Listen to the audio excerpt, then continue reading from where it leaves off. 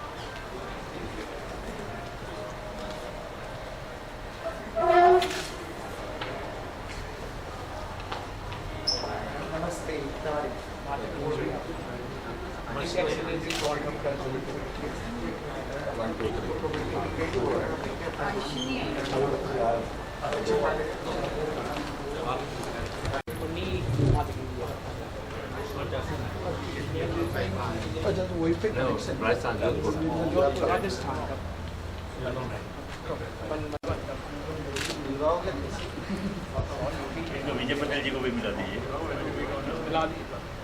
विजय पटेल जी को एक विजय पटेल जी को तो मिल दिया ना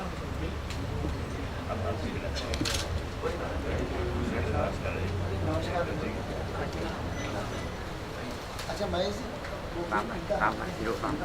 फ्रेंड में रख लीजिए जो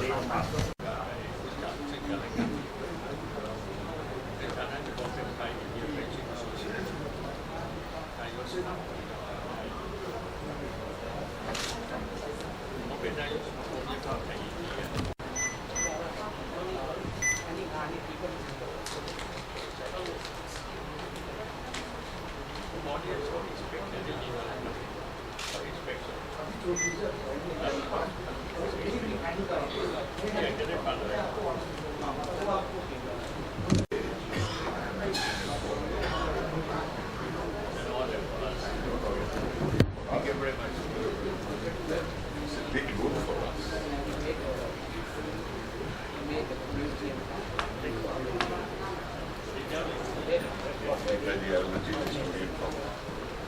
Namaste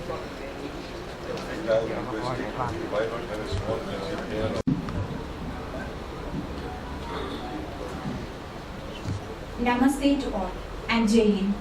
We are starting the program. Please take your seats. Myself, I am Lakshmi Kolanga. This is a proud moment for all of us. 80 years ago, exactly on 26 July 1943, Netaji Subhash Chandra Bose addressed the Indian community for the first time in Thailand at this same venue. Today we have assembled at this historic place to revisit the legacy of Netaji in Thailand. This program is hosted by Sri Dharam Singh Sri Chawla for Netaji Subhash Vision, Thailand. We also have the delegates of the Yatra organized from Bharat by Akhil Bharatiya Purva Sainik Seva Parishad Chakra Vision India Foundation Trust and Hum Swadeshi. May I request our honorable guest to the stage.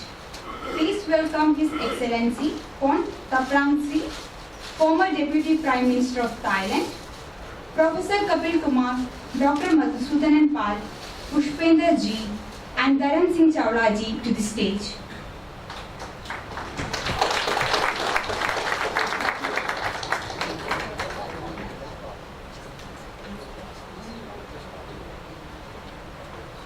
Dr. M.S. Pal, please. Dr. M.S. Pal, please come to the stage, sir. And I also welcome Prem Chandra Singh from Manipur, Mr. A.M. Ali from Calcutta, the hometown of Subhash Chandra Bose, Paipron Kong Swam Kyawu, Administrative Director, Thailand Foundation, and I welcome all INA family members and all yatris from Southeast Asia to the program.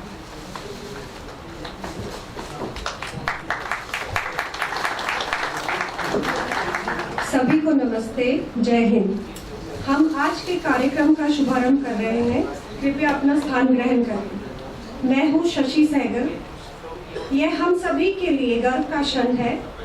ठीक 80 साल पहले 26 जुलाई 1943 को इसी स्थान पर नेताजी सुभाष चंद्र बोस ने Thailand में पहली बार भारतीय समुदाय को संबोधित किया था। थाईलैंड में नेताजी सुभाष चंद्र बोस की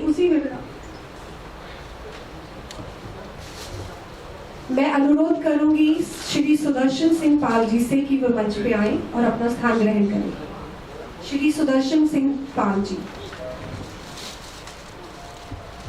कार्यक्रम को आगे बढ़ाते हुए नेताजी सुभाष चंद्र बोस ने थाईलैंड में पहली बार भारतीय समुदाय को संबोधित किया था। थाईलैंड में नेताजी सुभाष चंद्र बोस की उसी विरासत को देखने के लिए आज हम इस जगह पर इकट्ठे हुए हैं। ये कार्यक्रम रहा है। आज हमारे बीच भारत से आयोजित अखिल भारतीय पूर्व सैनिक सेवा परिषद चक्र विजन इंडिया फाउंडेशन ट्रस्ट और हम स्वदेशी के प्रतिनिधि मौजूद हैं। मैं विशिष्ट अतिथियों से सादर अनुरोध करूंगी कि वे मंच पर आकर अपना स्थान ग्रहण करें। हम सादर अभिनंदन करते हैं माननीय महामहिम पूर्व उप प्रधानमंत्री श्री कौन थापारांसी,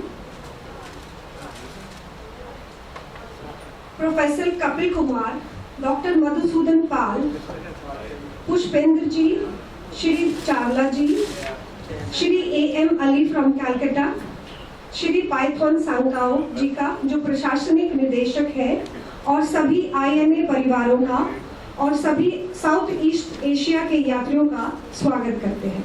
धन्यवाद।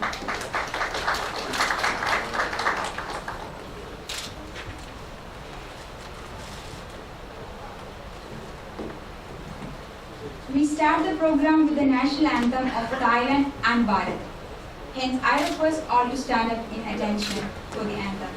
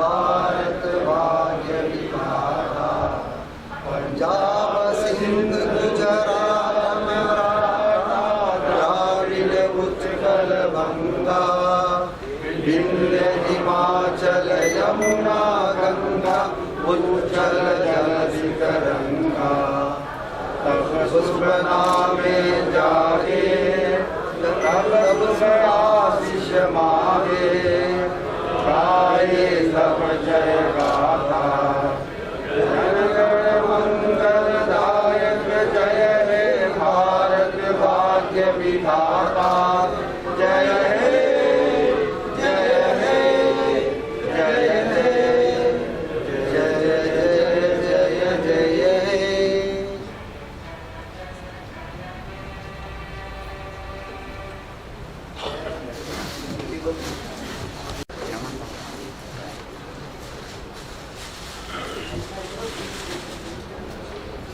मैं अनुरोध करूंगी मेजबान श्री धर्म सिंह श्री चावला जी से कि वे मंच पे आए और अतिथियों का स्वागत करें।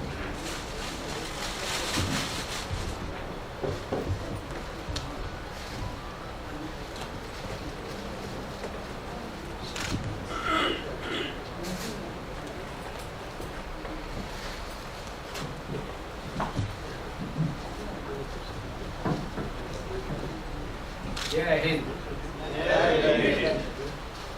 Today we are honored to have His Excellency Conferency to be our guest of honor here, and we are blessed that he accepted my invitation to be with us today. It's a proud moment that we gathered here today. This was the venue. This is the venue of Netaji Subhash Chandra Bose, who stayed in Thailand during 1943 to 45, being a guest of honor of government of Thailand. We have today with us Professor Kapil Kumar ji, Pushpendra ji, M.S. Pal ji, and all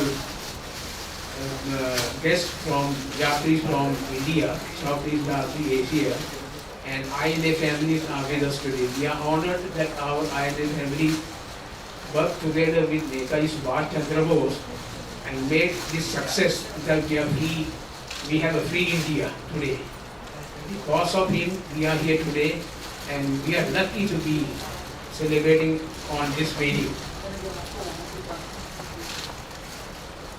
So now I turn my mic to the MC. Thank you very much, and Jai Hind.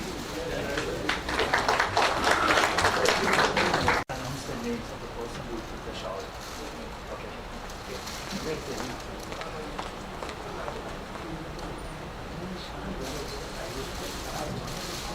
I request Sri Sudarshan Pal Singh ji, son of Ishar Singh ji, who was Minister of Azad Hind government formed by Netaji, to offer a shot to H.E. Kon Tapran Si, former Deputy Prime Minister of Thailand.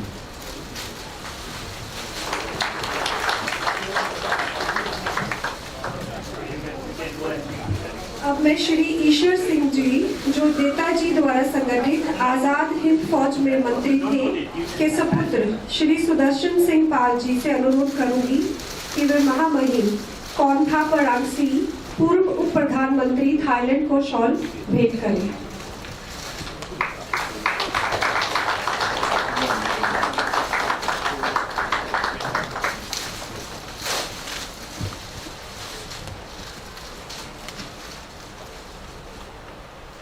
I request Sri Haridevo Tiwari ji, grandson of Baidyanath Tiwari, who donated the land to Netaji to start training camp in Thailand, to offer a shot to Sri Pushpendra Kurukshetra ji.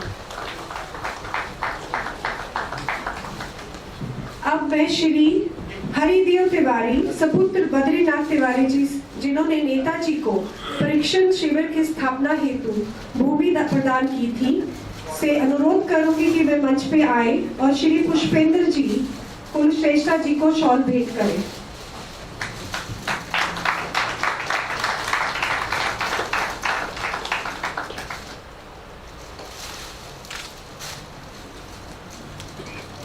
I request Sri Vinay Pandey ji, son of Captain Gangadhar Pandey of INA, who was the recruiting officer for INA Thailand, to offer a shot to Professor Kapil Kumar ji.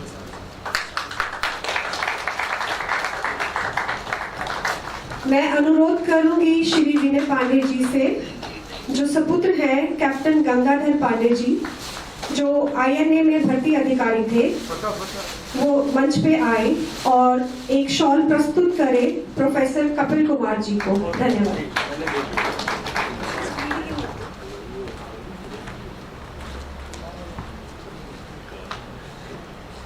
I request Sri Chandrasekhar Dubey ji to offer a shawl to Dr. Madhusudanan Pal ji. Chandrasekhar Dubey is the grandson of Sri Harishankar Dubey, Panamanga INA soldiers who reached Imphal.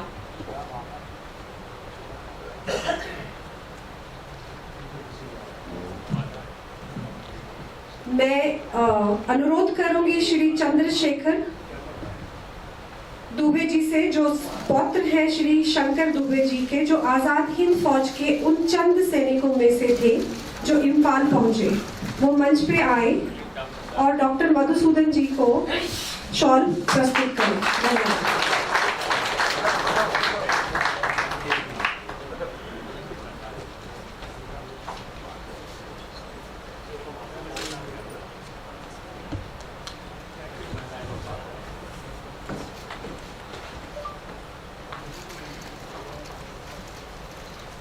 So we are continuing the program. So when Netaji reached Southeast Asia and travelled to Southeast Asian countries, the Bharatiya community here welcomed him with the song Subhash Ji Subhash Ji. I would like to welcome Srimati Pratima Chand and team to sing the song Subhash Ji for us.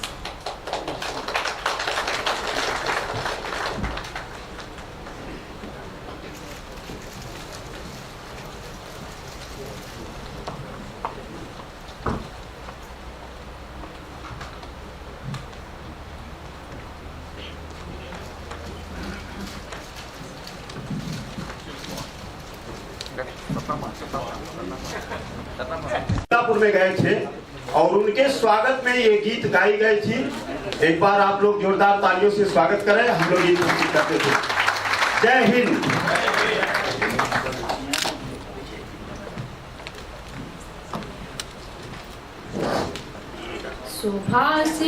Subhash ji वो जाने हिंद आ गए हैं, नाज जिसको हिंद को वो शान हिंद आ गए।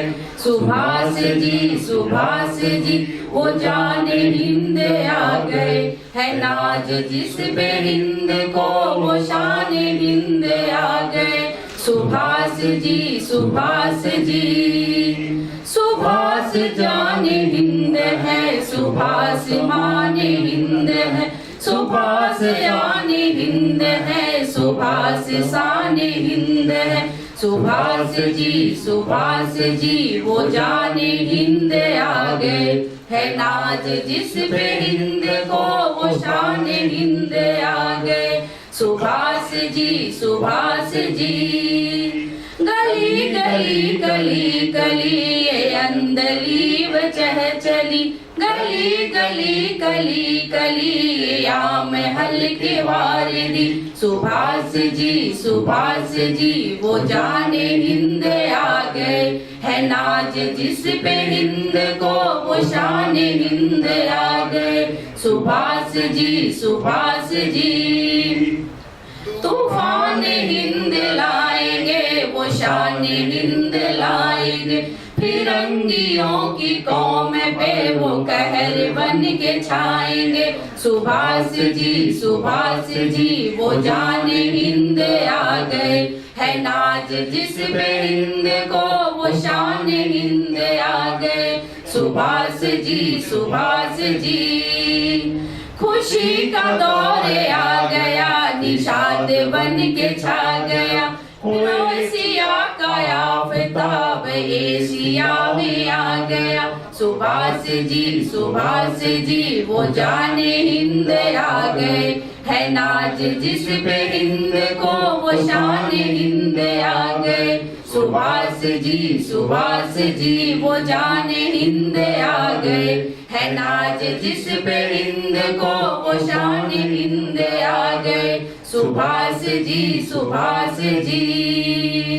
जय हिंद। जय हिंद। भारत माता की भारत माता की जय। भारत माता की जय। थाई देश की जय। थाई देश की जय। थाई देश की जय। थाई नरेश की जय। थाई नरेश की जय। थाई नरेश की जय।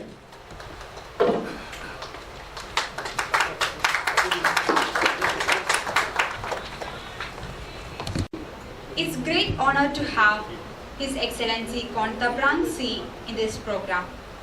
I invite His Excellency Kontabran C, former Deputy Prime Minister of Thailand, for his inaugural speech.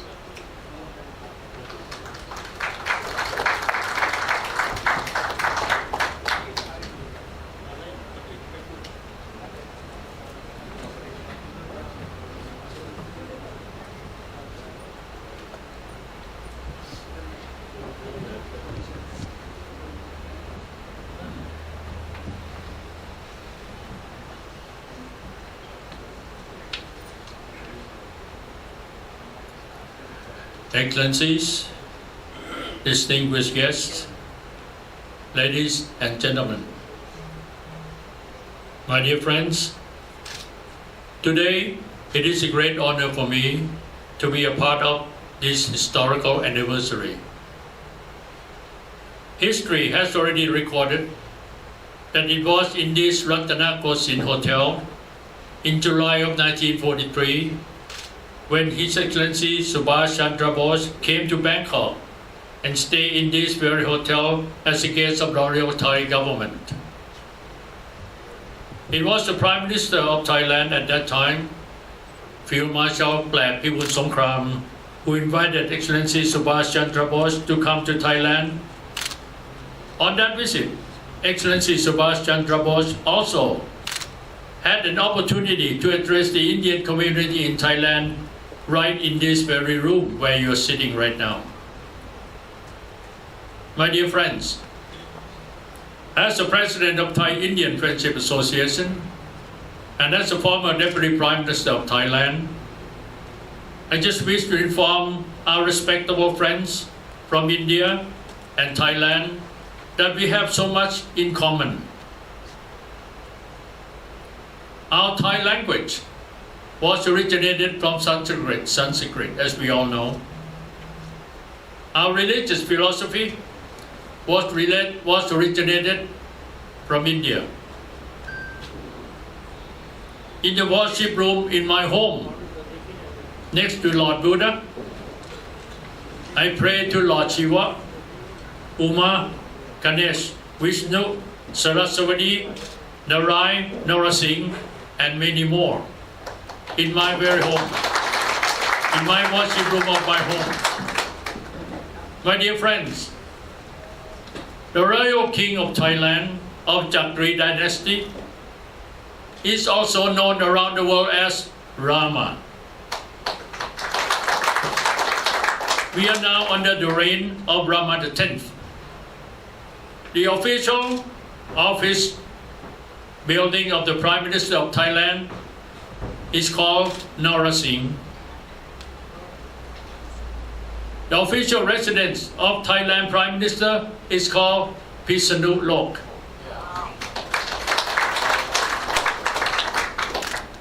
How closer can we be?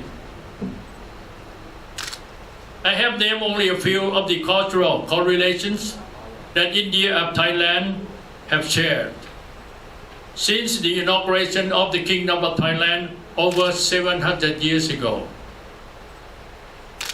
while India is about 5,000 years.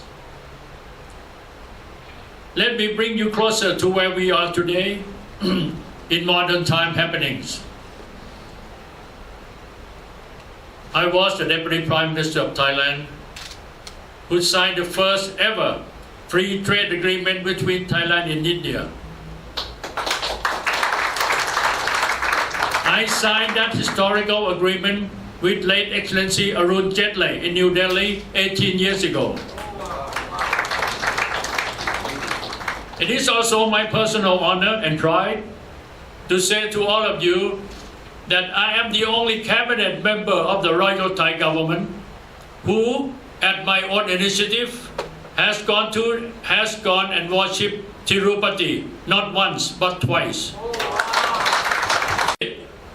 As Deputy Prime Minister of Thailand, or as the President of Thai Indian Friendship Association, or simply as a person, Gonda Baransi, I'm a friend of yours.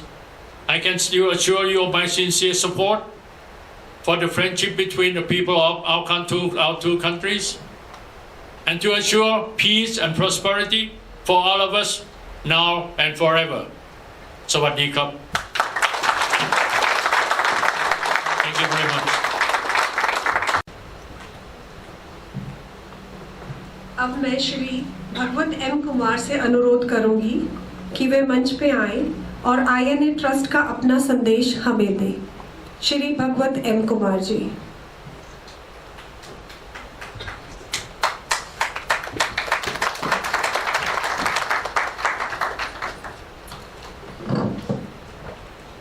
Good morning, everyone. Jai Hind. So, I have a message from Brigadier R.S. Chikara Sahab, Chairman of Netaji Subhash Bose INA Trust. So, dear Sri Dharam Singh Chawla ji and members of Netaji Subhash Vision Thailand, it's a great pleasure for me to know that Netaji Subhash Vision Thailand is organizing events beginning on the 16th of this month to commemorate the patriotic role played by the Indian community of Thailand, who made an invaluable contribution to the cause of the Indian National Army. The support extended by the patriotic Indian diaspora of Thailand, notably between 1943 and 1945, is an important chapter in India's fight for freedom. In the absence of support lent by the diasporas of the INA, including financial and material help, the struggle for freedom of India would not have been so robust. India owes a debt of gratitude to the Indian community of Thailand, who gave their all of the independence of the land of their forefathers. The name of your respected father, Sri Trilok Sri Chawla, is a prominent one among many others who sacrificed for this larger cause. So we extend our best wishes for the success of the programs being organized by Netaji Subhash Vision Thailand and wish it all success.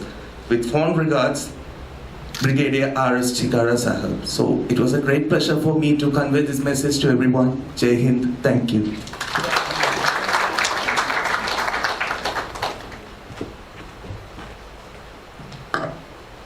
जैसा कि हम सभी को विदित है, हम सब यहाँ पर नेताजी सुभाष चंद्र बोस जी की जो थाईलैंड में धरोहर है उसके पुनरावलोकन हेतु यहाँ सब एकत्रित हुए हैं। इसके लिए मैं आमंत्रित करती हूँ श्री महेश कुमार जी को, जो नेताजी के सन 1943 से 1945 तक के थाईलैंड प्रवास के बारे में एक शॉर्ट प्रेजेंटेशन देंगे। Shri Mahesh Kumar ji. I think there is a problem with the projector, so I will read it out. Before that, I would ask Pushpendra ji to gift a handicraft from Gujarat to His Excellency, the Deputy Prime Minister of Thailand.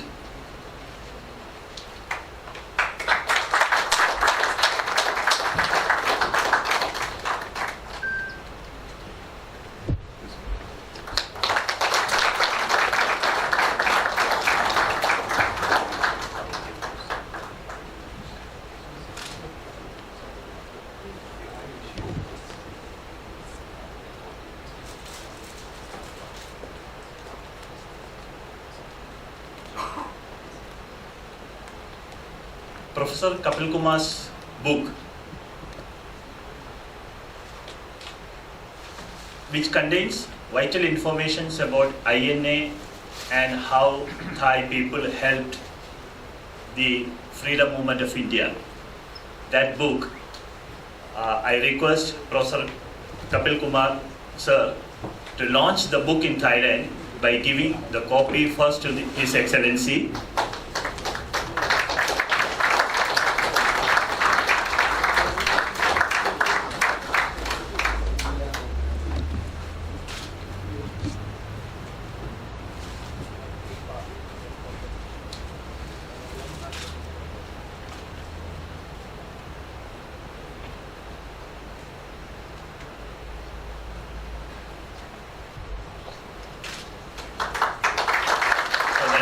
launched in Thailand.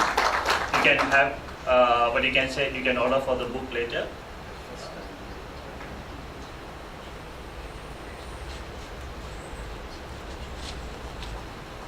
There are a few books available Yes, only few now. books. Others are not there. Okay.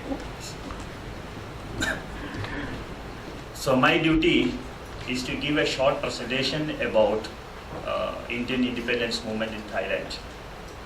But the projector is not working, so I will read it. See, we have many books written about Netaji Subhash Chandra Bose and INA. We all know about that. But when it comes to Thailand, there are only 2 or 3 books. जैसे हम लोग का सबको जानता है, नेताजी सुभाष चंद्र बोस और INA के बारे में बहुत किताब लिखे हैं, लेकिन थाईलैंड का संबंध के बारे में आएगा तो 2-3 किताब ही है. The best one is Professor Kapil Kumar's book, which has been launched here. But लेकिन एक nutshell में, if I want to say that story in a nutshell, एक संक्षिप्त रूप में थाईलैंड में क्या क्या हुआ है, अगर आपका सामने रखना है, मुझे वो किताब जो मिले थे, South East Asian minorities in the war time Japanese empire, वही किताब का 1979 to 1985 पेजेस, उसी में सारा विवरण है एक नटशेल में. जैसे सर का किताब में जैसे विस्तृत रूप में नहीं है, इसे ने what you can say nutshell form. So that I will just read some paragraphs from that book. Thailand supported the Indian independence movement, independence movement in various Asian countries. And Thailand supported and accepted the provincial government of Free India formed by Netaji Subhash Chandra Bose. On 25 July, Bose flew to Bangkok. पहली बार नेताजी सुभाष चंद्र बोस 25 जुलाई 1943 में Thailand में आए थे. ईशार सिंह जी का नेतृत्व में पूरा भारतीय समुदाय gave him a rousing welcome at Don Muang Airport. Don Muang Airport में वेलकम के बाद the carcade went to अनिसावरी चाय समरभूमि, the victory monument. नेताजी उधर जो है रीत रख करके he went to the Royal Palace. वो Royal Palace में नेताजी को रिसेप्शन हुआ था. After the reception, he checked into the Royal Rattanakosin Hotel, room number 118, the suite room in the first floor. उसके बाद उन्होंने जापानीज एम्बेसी में गए थे, जर्मन एम्बेसी में गए थे, and at that day the Prime Minister of Thailand, Pibun Songgram, was not in Bangkok. Bangkok में नहीं थे थाईलैंड का प्रधानमंत्री. So Netaji was not able to meet him. A standby received Netaji. On 26 means the next day. ये किताब में लिखा है next day. So next day means 26th July 1943. Netaji addressed the Indian community leaders at the Rattanakosin Hall. Means वही यही hall जहाँ हम लोग आज बैठे हैं, ये हॉल में 26 जुलाई 1943 में भारतीय समुदाय के लोगों को नेताजी ने अभिसंबोधन किए थे. उसी हॉल में हम लोग बैठे हैं. वो हॉल का एक कहानी मैं आपको बता दूंगा. ये हॉल में जो हुआ कहानी, but that is not in the book. Baidyanath Tiwari ji, along with his 3 sons, came to this hall. और गांधी तिवारी जी का हाथ में, गांधी तिवारी जी का बेटा हरदेव तिवारी जी सिया, गांधी तिवारी जी का हाथ में उन्होंने लिख करके भेजा है, मैं तन मन धन आपको समर्पित कर रहा हूँ. So नेताजी को पढ़ करके पूछा है, what do you have to give me? तो बैद्यनाथ तिवारी जी ने बोला है, मेरे पास 3 बेटा, 1 बेटी और जमीन गाय है. I have 3 sons, 1 daughter, my land and the cows and the cattle. ये मेरा तन मन धन का समर्पण है. And Netaji went to Chonburi to see the land. but that is I am not reading from the book. So वो उसी दिन हुए थे. तो नेताजी उधर गया चौनबुरी से, he returned back.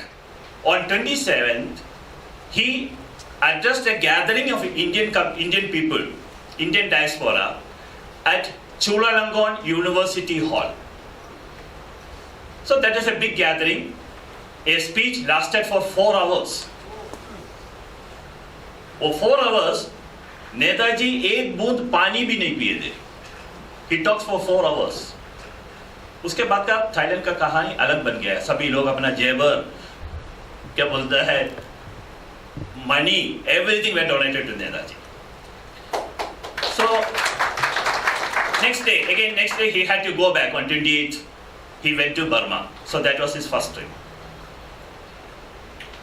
Again on August 4th, Netaji came back to Thailand again. So Netaji's second visit, people say that Netaji visited Thailand 8 times, but can you see the difference? It's only a matter of 1 week. Netaji came again to Thailand. This time, he had an audience with the Prime Minister Bibul Songkram. And both the leaders, they made the agreement that INA will be in Thailand. And the services rendered by Thai government was not free. So both Bibul Songkram, the Prime Minister of Thailand, and Netaji came to an agreement that the provincial government of Free India should pay 1 lakh Thai baht. 1 lakh Thai baht of 1943, not of today. If you, as per according to this value, it will be about almost 1 billion Thai baht. So that is given to the government of India, it was given to the public accounts of Department of Thailand, and the Indian Independence League and INA was established in Thailand. After that, Netaji went to Saigon for 3 days. Again, he came back after 4 days, again he returned to Thailand. So his third visit is after 4 days. 4 दिन के बाद वो फिर वापस में आ गया.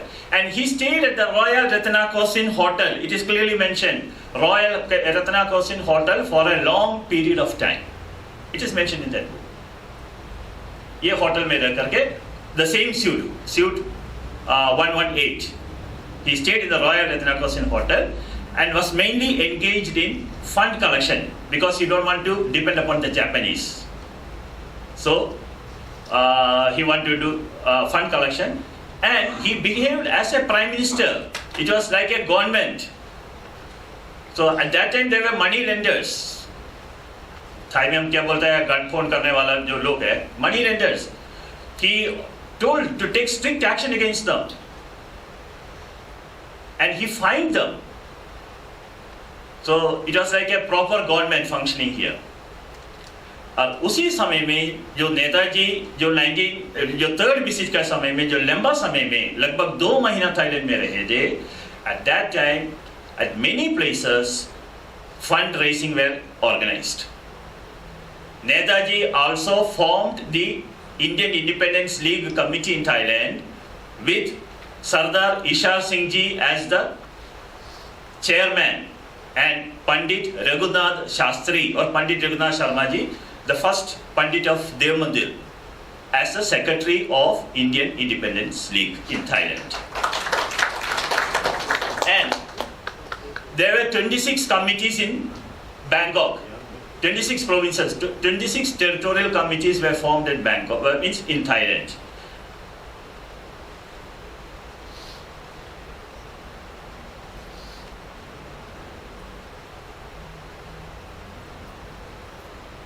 And in 1943, 3 battalions passed to Burma from Thailand. Thailand से 3 army battalion Thailand होकर के बर्मा गए थे. वो कहानी श्यामदत्त रेलवे, वो सब अलग कहानी है, but I am not reading all those things.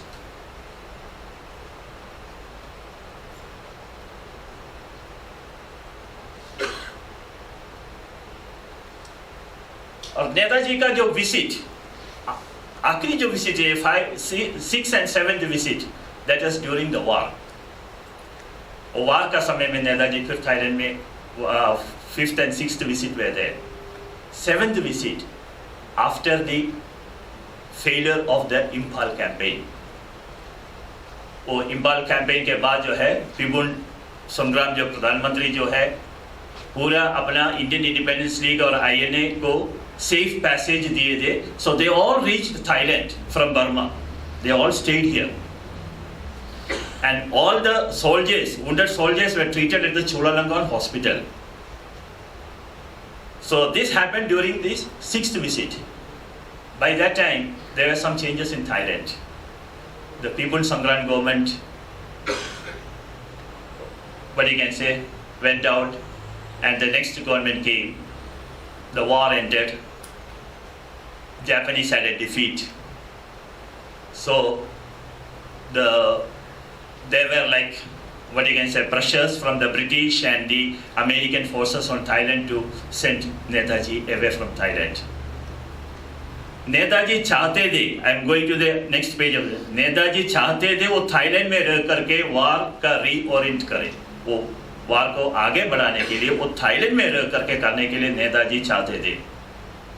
लेकिन उस समय का जो ब्रिटिश प्रेशर का कारण, अमेरिकन प्रेशर का कारण, Thai government wanted Netaji to go out. The Japanese government assured the Thai government they need some time and they will find a new place for Netaji. And Netaji at that time was talking about Soviet relationship, etc. And it was finally decided that Netaji will go to China. That is what the Japanese government informed the Thai authorities. So in May 17th, 1945, Netaji wanted to hold a public meeting, फिर एक जनसभा का आयोजन किए थे, but Thai government did not give the permission, and that was cancelled. Again on May 27th, 1945, there was a meeting at Silpakorn University Hall. In that, Netaji declared that they defeated the Second World War. और नेताजी का जो wording थे, there are many roads to Delhi. We were not able to go to Delhi via Imphal, but there are many roads, and we will take another road to Delhi. Now, this is a temporary defeat, but the war will continue. That was his words at the Silpakorn University. ये मई 27 में हो रहा है, और उसके बाद एक meeting के बाद ये तैयार किए थे, Netaji will move to China as per the Japan, what you can say, the Thai and PGFI agreement. Netaji China में जाएगा, वो पूरा एग्रीमेंट के लिए, पूरा उसका व्यवस्था के लिए नेताजी लेफ्ट टू सिंगापुर।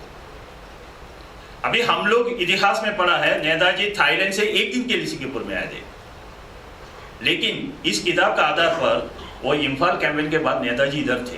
ये पूरा व्यवस्था के बाद वो कुछ मीटिंग के लिए उन्होंने सिंगापुर चले गए थे।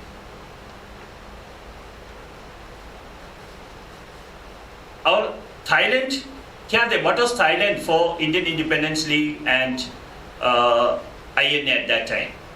Thailand was a supply center, क्योंकि इधर जो है textiles, food, everything was plenty here, unlike the other Asian countries. So it was a supply center for Indian Independence League. And in Bangsen, the Indian Independence League had a what you can say, condensed milk factory. Now we hear about milk maid, condensed milk now, but in 1943.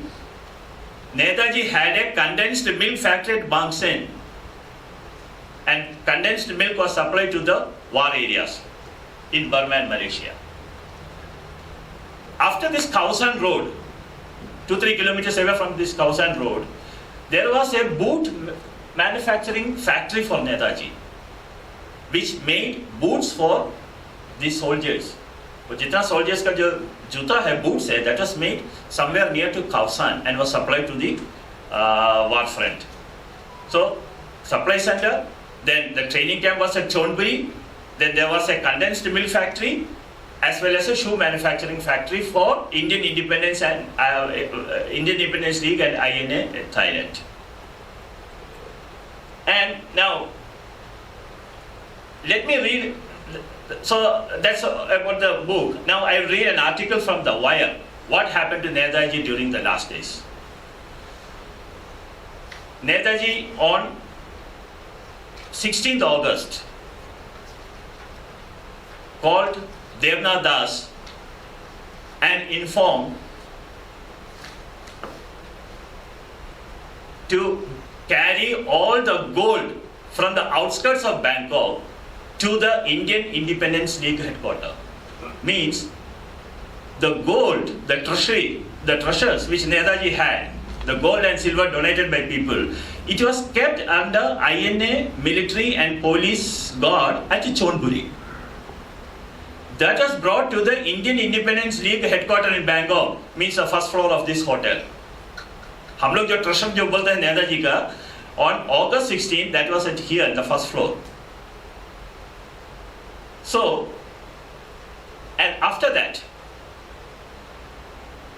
Netaji ordered the cash to be distributed as 6 months salary for the Rani Lakshmibai regiment and 3 months salary for the INA soldiers. And he donated 5,500,000 Thai baht to the Chulalongkorn University. 5 lakh Thai baht, 500,000 Thai baht is again 500 million Thai baht of this time. So out of that, 250,000 was for the development of the Chulalongkorn hospital and 250,000 for the development of the university. And as a gratitude, Thai government did 2 things. They built a prayer hall using that money, and that prayer hall is still there. And the Center for Bharat Studies, the Indian Study Center in Chulalongkorn University, was formed as a gratitude for that money which Netaji gave to the Chulalongkorn University in 1945. It's still there. When you have got a time, please visit that prayer hall inside the Chulalongkorn University. And other than that, he had made some donations to Thai Bharat Culture Lodge and Indian Association of Thailand. So this is from the book. And the last thing, which is not from the book or not from any record. 1945, August 16th. Means August 15th, I think. August 16th, he had taken his, what you can say, the flight. इसी hotel से Netaji went to Sukhumvit Soy 30 at a house of a Kurana, and there he had a dinner with the officials. और एक किताब में पढ़े थे, but now I don't remember the source. बोल रहे जो soldiers थे, the hard soldiers, they had tears in their eyes, क्योंकि सबको जानते थे नेताजी अभी इधर से जा रहा है. They were not able to eat their food. They were crying, the soldiers. And that is the last dinner, you can say, before the disappearance of Netaji in 1945 August. It happened at Sukhumvit 30. From there, he went to the airport. When he reached the airport, he just put hands in his pocket and he found his 2 revolvers lying in his pocket. अपना धर्म सिंह जी का पिताजी त्रिलोक सिंह चावला जी उधर थे. He took the 2 revolvers and gave to Seth Trilok Singh Chawla ji and said, please keep this, and when I reach Delhi, you please bring this to Delhi. And that legacies of Netaji are still here, and that is the last gift the Thai Indian got from Netaji. Thank you. I request Sudarshan Pal Singh ji to come forward and speak speak few words about Isha Singh Narula ji, the chairman of IIL Thailand.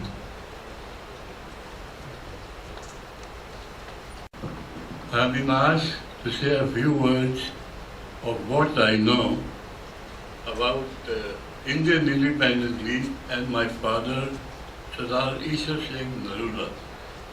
He was appointed the chairman of the Indian Independence League by Subhash Chandra Bose. And he and of course his brothers and all did a very honorable job for INA and Indian Independence League for a long, long time, with funds and whatever that was ordered by Subhash Chandra Bose. They were what you would call the unsung heroes, the second line soldiers.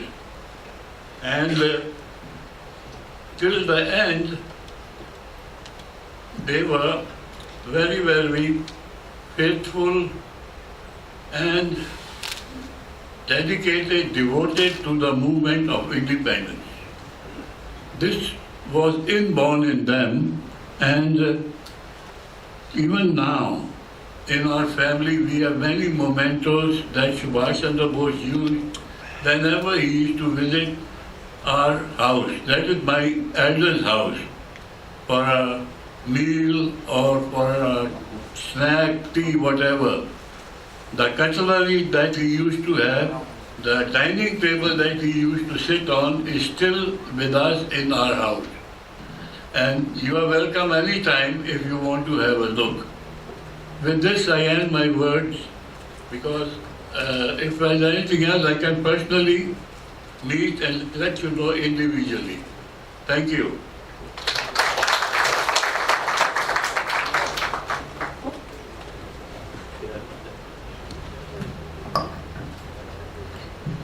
आज गोपाल प्रसाद व्यास जी की कुछ पंक्तियां याद आ रही हैं जो इस तरह से है। वो खून का हो किस मतलब का जिसमें उबाल का नाम नहीं, वो खून का हो किस मतलब का जिसमें उबाल का नाम नहीं, वो खून का हो किस मतलब का जो आ सके देश के काम नहीं, वो खून का हो किस मतलब का जो आ सके देश के काम नहीं, वो खून का हो किस मतलब का जिसमें जीवन न रवानी है, जो परवश होकर बहता है वो खून नहीं पानी है। अब मैं अखंड तमिल उलगाम से एडवोकेट राजू कुप्पन जी से सादर अनुरोध करूंगी कि वह मंच पे आए और सियाम डेथ रेलवे में तमिल योगदान का अपने शब्दों में जिक्र करें। Shri advocate Raju Kuppan ji.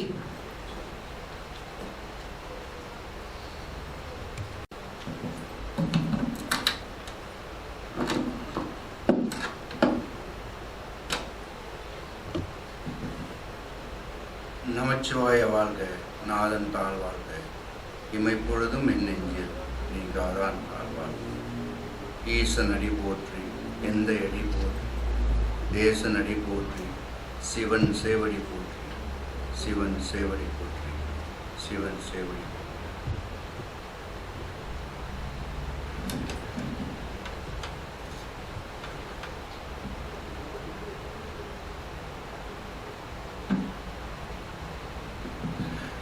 His Excellency,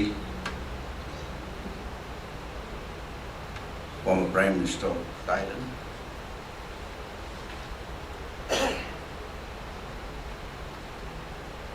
Charan Singh Chalaji, the organizer of these special programs, and his committees, dignitaries, invited guests, local and foreign, Dr. Thamselvan, Ramesh ji, and all other Yatris and INA families.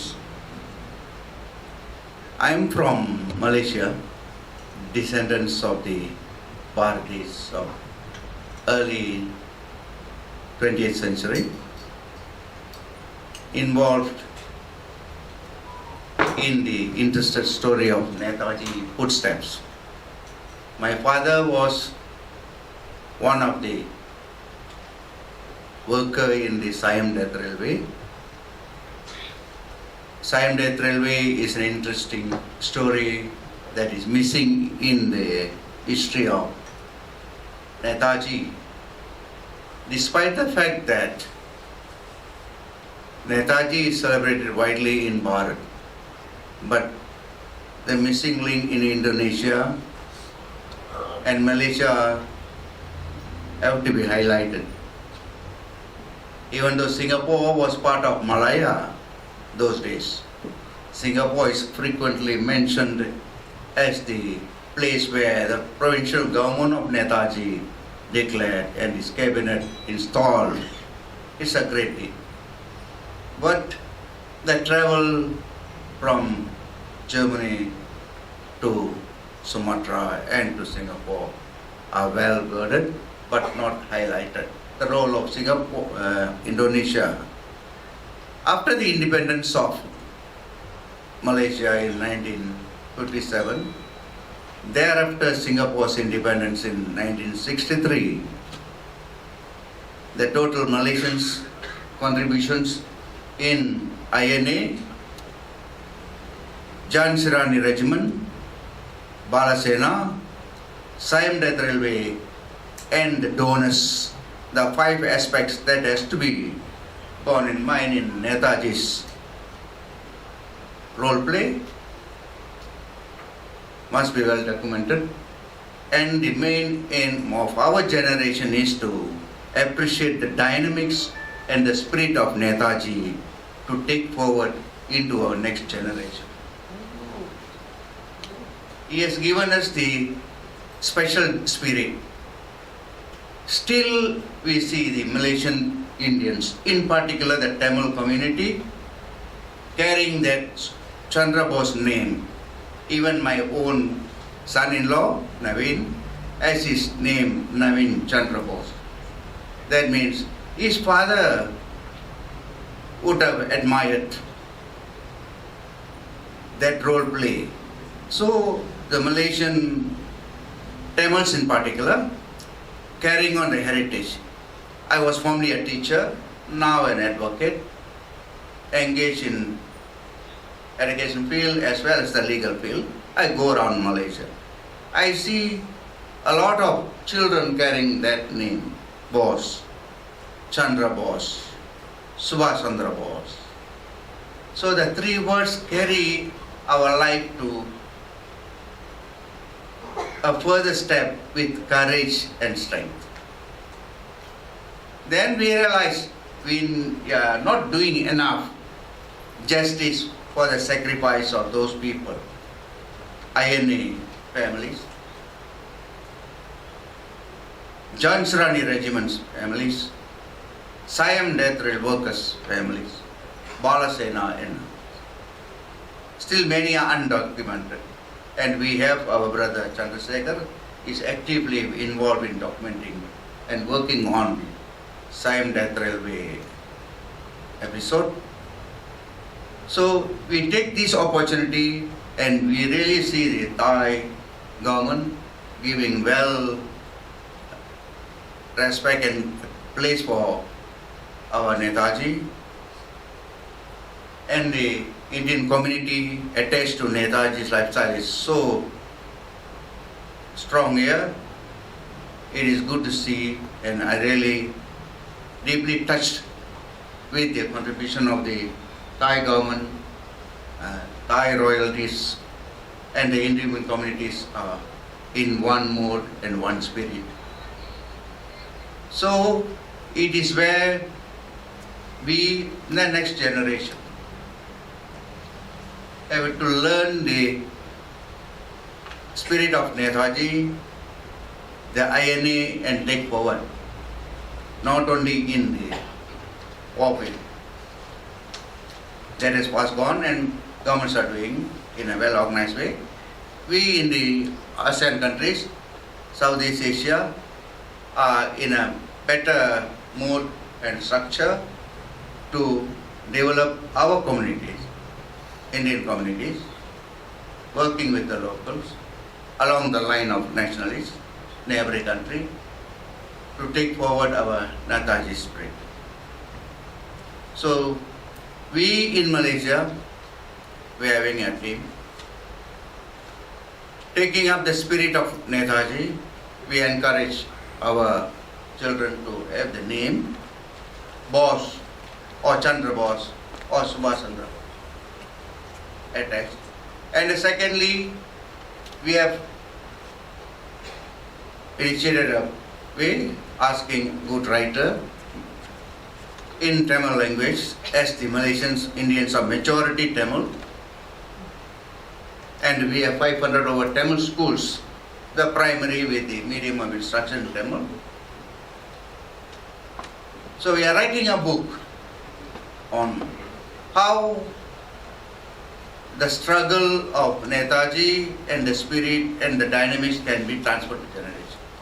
As though a grandfather is telling a story to his grandchild. A storytelling approach in a book. So that is our initiative in Malaysia. The Siam Death Railway is an untouched area, and many of the writers, researchers ignore the role played by Siam Death Railway contributors, in particular the Malayan Indians, majority Tamil. It was the main logistic where Subhash Chandra Bose traveled from Singapore to Burma border, carrying all the supplies, trainees. So it's important role play, part of the Netaji struggle.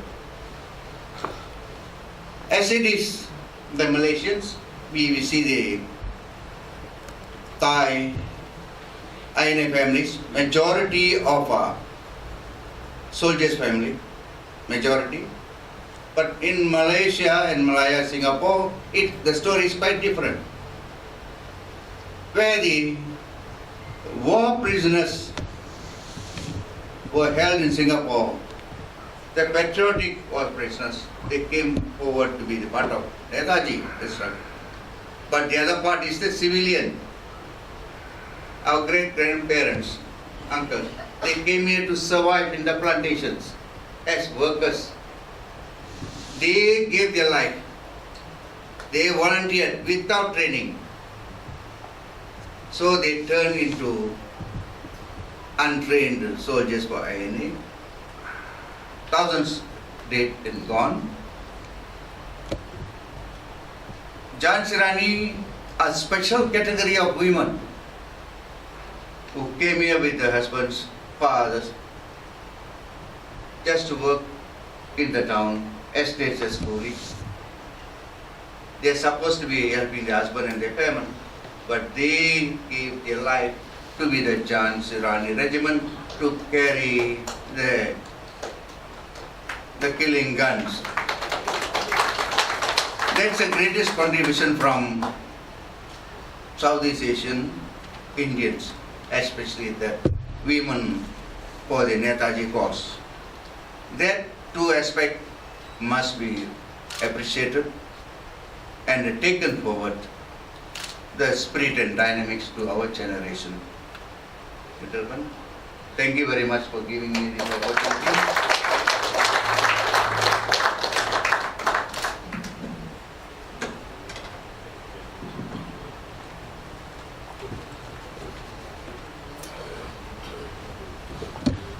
Of Siam Death Railway Interest Group to speak a few words about the Siam Death Railway.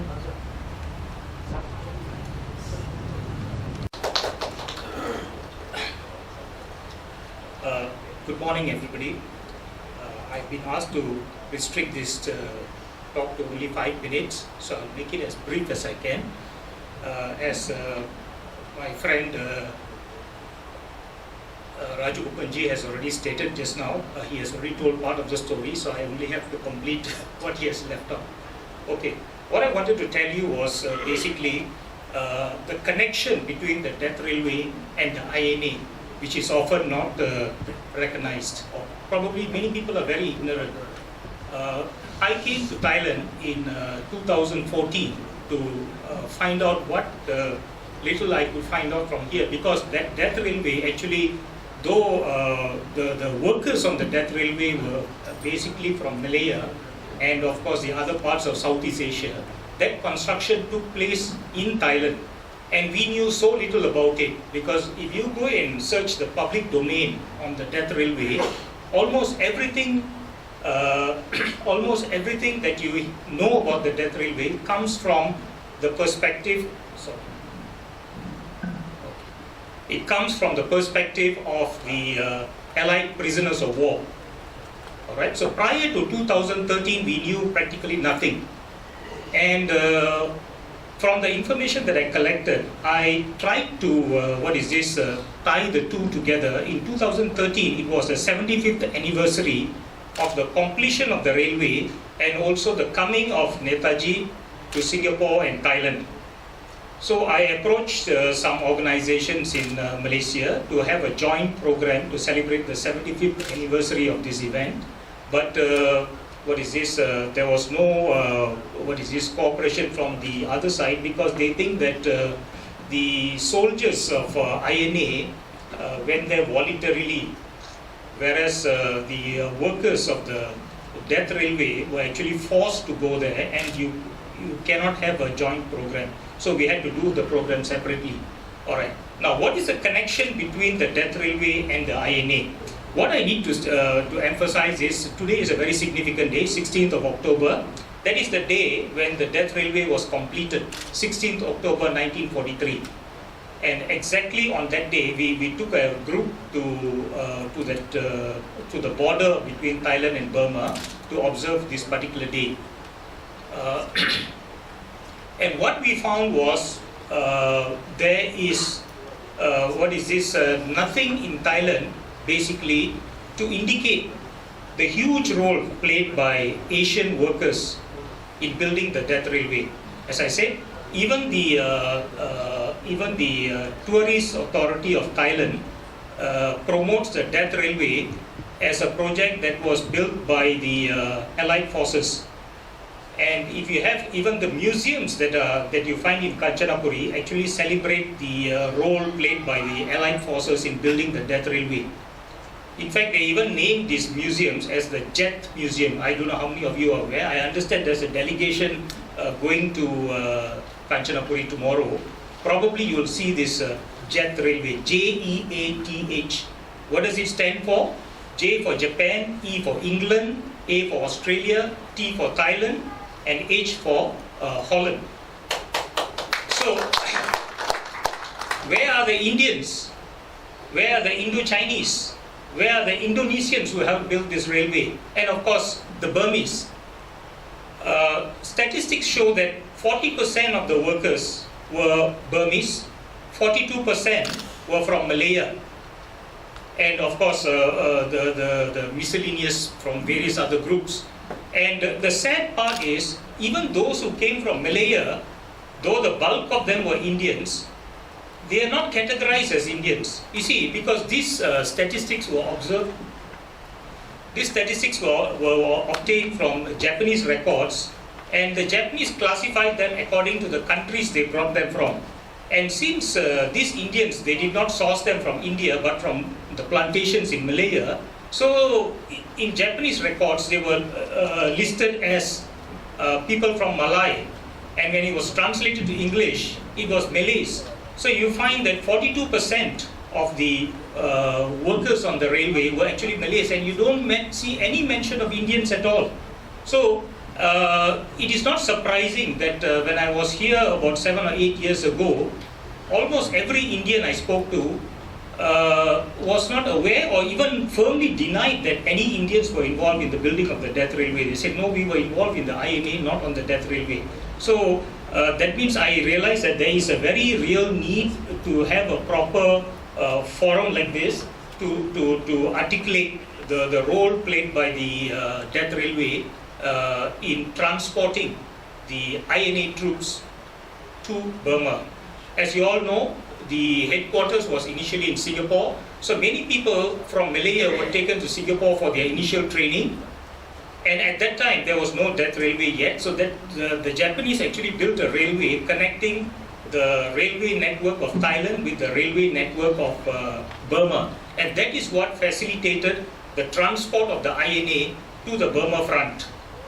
All right. So, and this project cost the lives of 100,000 Indians. We have records to show that it cost the lives of 100,000 Indians.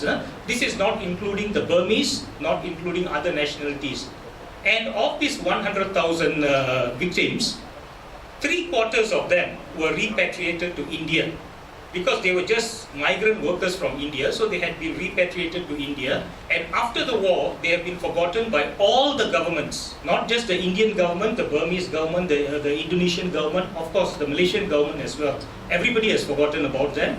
And it's high time that something is done to, to revive the memory of this and to give these people their rightful place in history. And I will just take another 1 minute to wrap up on what we are doing about this.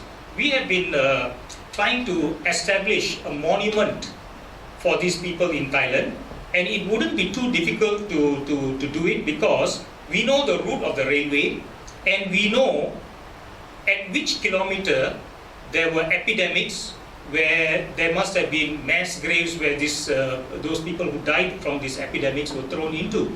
So it is not too difficult to identify these places, but of course we will need government to government assistance, okay, to identify these sites and to build a proper monument. Now, to cut a long story short, we were not able to continue with it because of the COVID epidemic. We could not travel here, and we were worried because we have a few survivors left in Malaysia, and we want to see the establishment of this monument while they are still alive. Alright, then came another low-hanging fruit, which is actually a structure in Kanchanaburi. I hope you all can visit the place tomorrow. You see, there is a monument in Thailand, there's a monument in Kanchanaburi which was built over a mass grave, you know. So this mass grave came about because there were thousands of bodies scattered all over Kanchanaburi who were actually the former workers of the Death Railway. Apparently they had died in various hospitals, so they have all been collected, buried in a common grave, and because there was nobody to attend to their afterlife, so the Buddhist temple in Kanchanaburi had built a structure over it, and they do an annual ritual at that site to appease these souls, you see. And over time, people had forgotten what that structure was. So when I got information that that structure actually is built over the remains of the Death Railway workers, I couldn't get any confirmation until very recently. So now that we got the confirmation, we are actually in the process of putting up that structure. And of course, we will need the assistance of everybody, especially from the Indian diaspora in Thailand. And I am very sure that if Netaji was alive, he would be happy to see that the victims who built that railway to facilitate the transport of the INA troops are given their rightful place in history. Thank you very much. करना चाहूंगी श्री हरिदेव तिवारी जी को मंच पे वो आए और INA की तलवार जो उनके पास है का दर्शन हम सभी को कराएं। Shri Haridev Tiwari ji.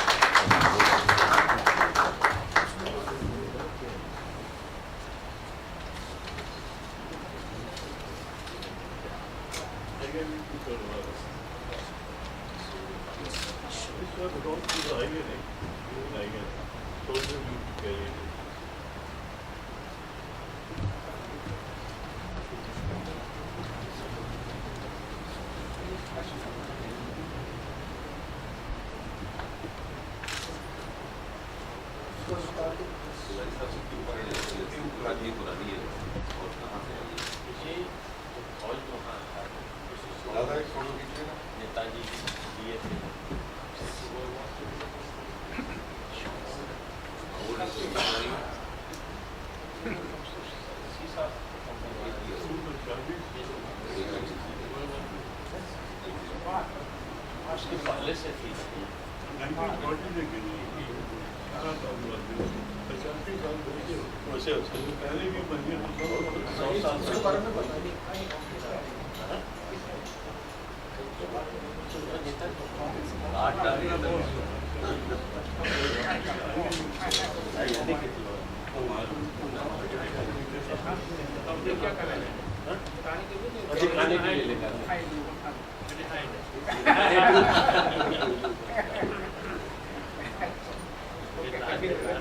Thank you very much, आपने इसको इतने संभाल के रखा, very very precious all of us. धन्यवाद श्री हरिदेव तिवारी जी का।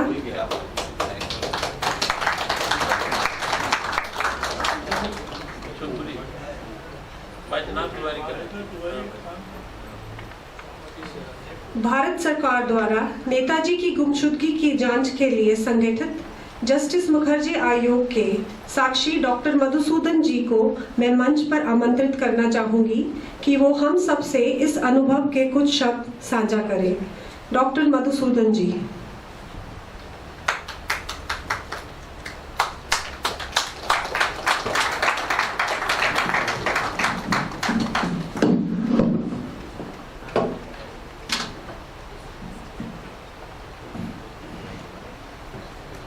Jai Hind. Jai Hind. His Excellency, ex-Deputy Prime Minister of this holy land of Thailand, all my friends, brothers and sisters. Actually, we all brothers and sisters of the same cultural hemisphere. It is Bharatian cultural civilizational hemisphere. In Thailand or in India, Bharat originated from the same concept of Bharat, the Bharatian civilizational concept. This heritage of 5,000 years written documents.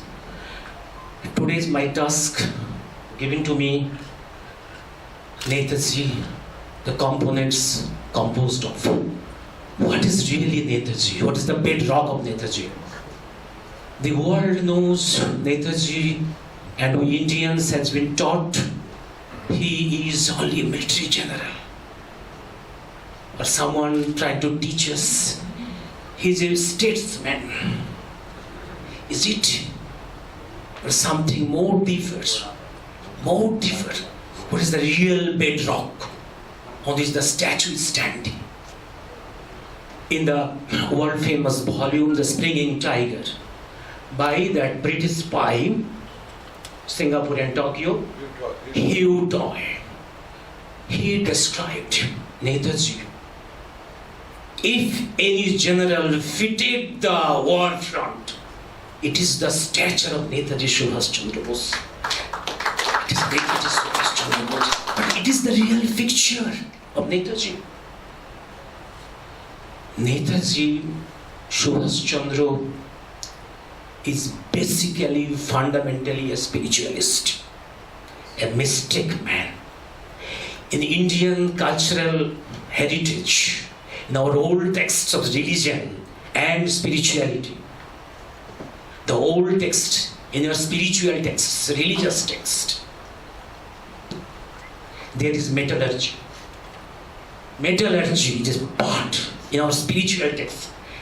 This iron still, modern scientists is telling India is the original place of discovery of iron, and still produced in India first 5,000 years back, and from there the world came to know the steel. Main subject I'm coming to. The national anthem of India. The first national anthem of India was broadcasted by the radio station in Germany, in German orchestra, in 1943, January 26th. That was the last official function of Netaji in Germany before proceeding to the Southeast Asia. Before that, Netaji name Subhash Chandra is nowhere in the German documents. Always Majorta. And even the correspondence with the Foreign Minister of Berlin is not the German name. He is Ramo. The Ramo is the name of the foreign minister of Germany.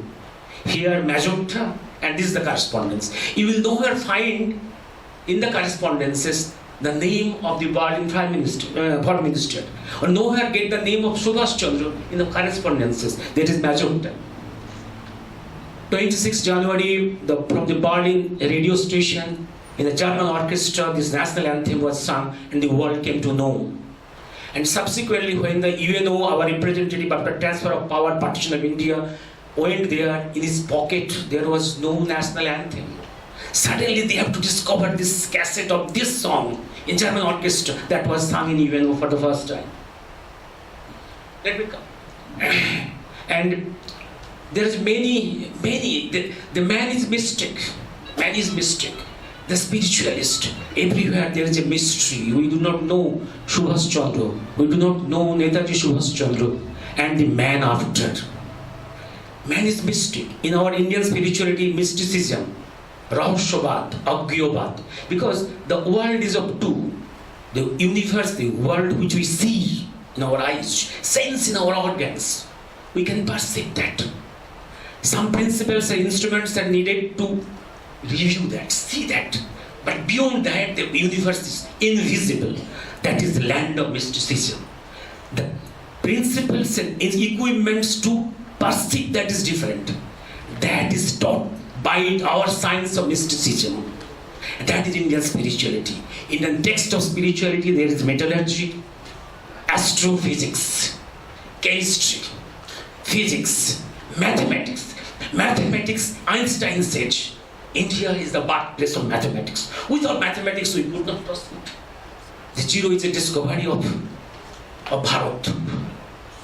Even mental science, applied psychology, the mind psychology, is a part of our mystic science, our spirituality. Netaji is the embodiment of whatever best in Bharat.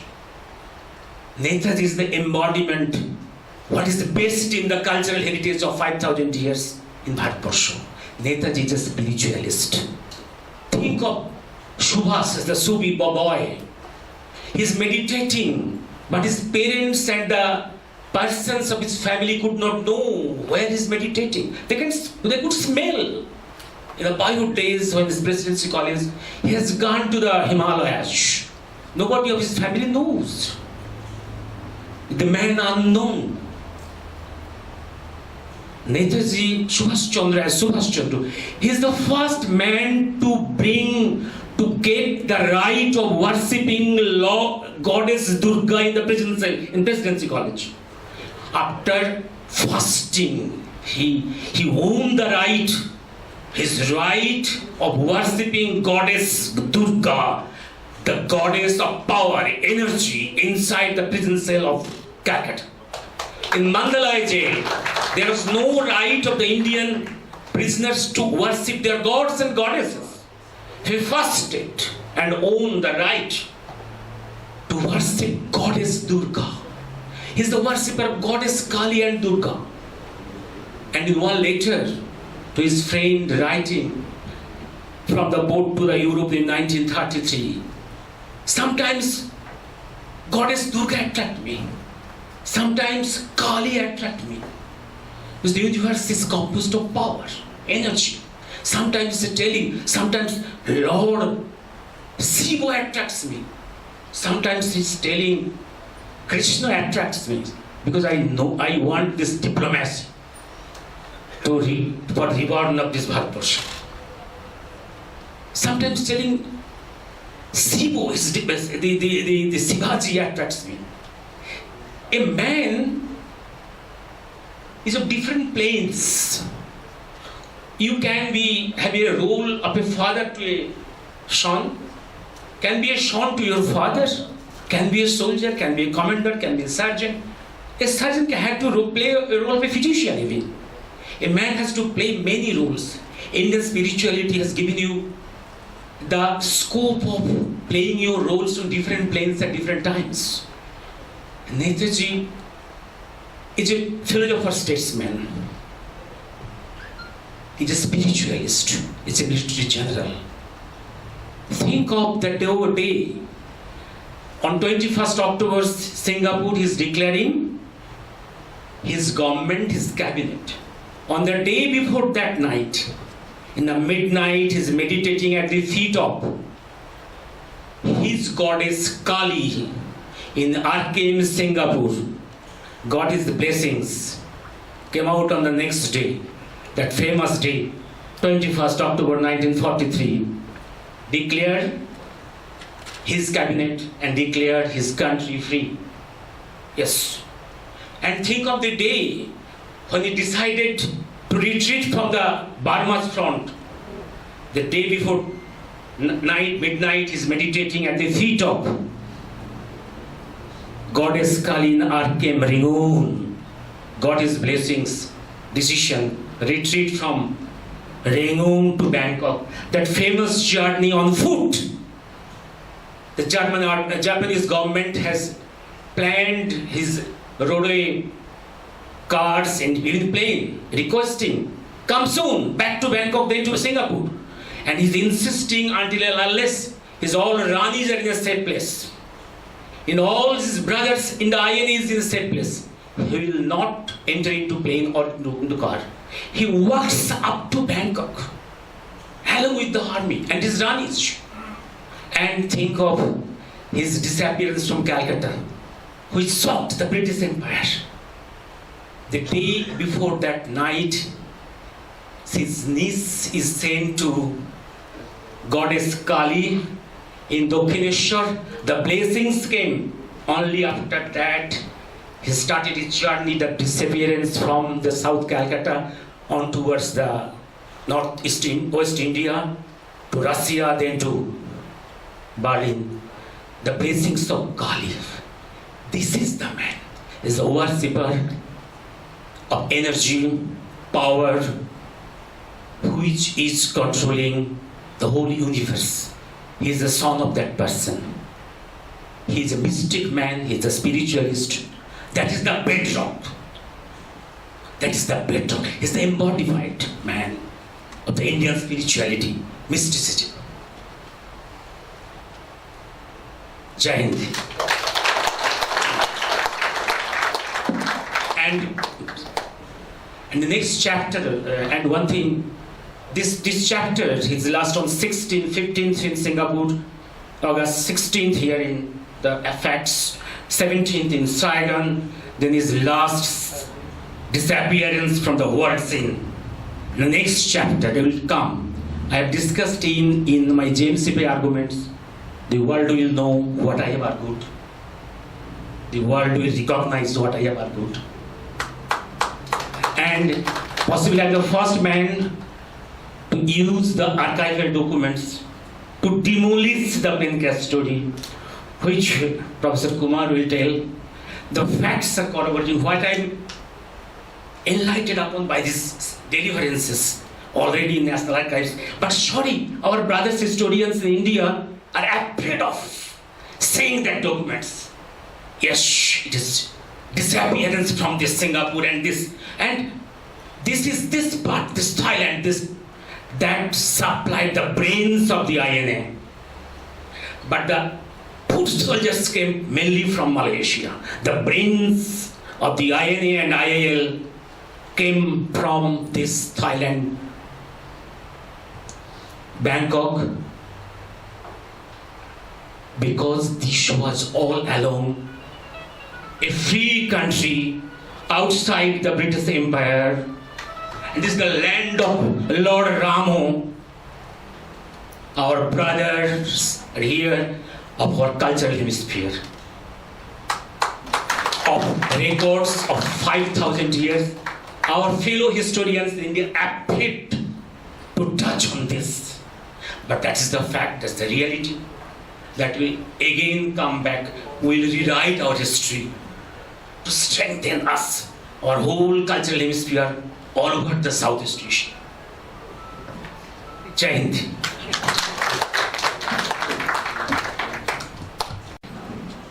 It's an honor to all of us to have two determined nationalists here.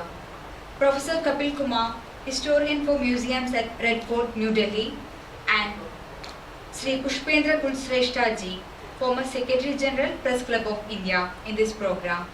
This is a rare occasion, I would say. We are all eager to listen to them. And firstly, I invite Professor Kapil Kumar ji to address us.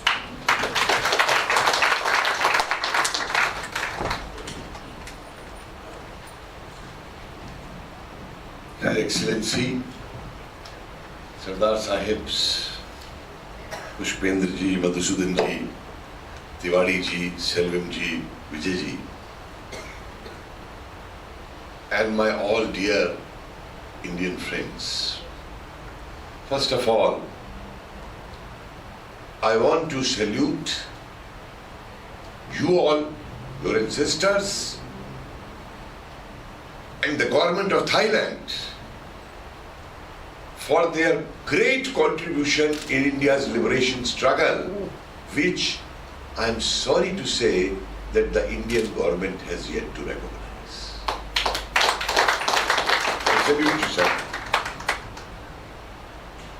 For 75 years, and I am expecting from this government at least to formally thank Thailand and the Pravasi Bhartiyas of Thailand and Malaysia and Singapore and Philippines and Indonesia and Burma for their contribution in the Indian liberation struggle, which, what do we say?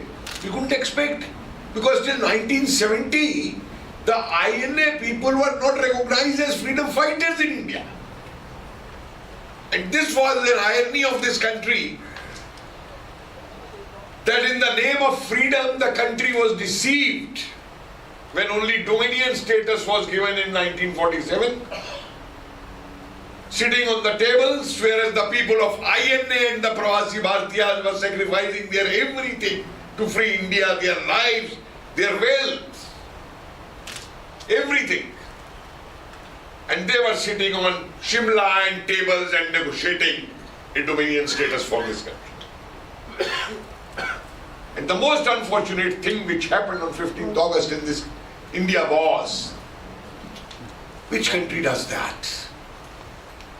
That a country which has ruled over you for 170 years, which has tortured you, which has killed your people, which has blasted your people with cannons, their last representative, you make your first Governor General and you call it India's independence. And that day you shout slogans of Pandit Mountbatten ki jai, who has partitioned the country. And why I am mentioning this is because many people who say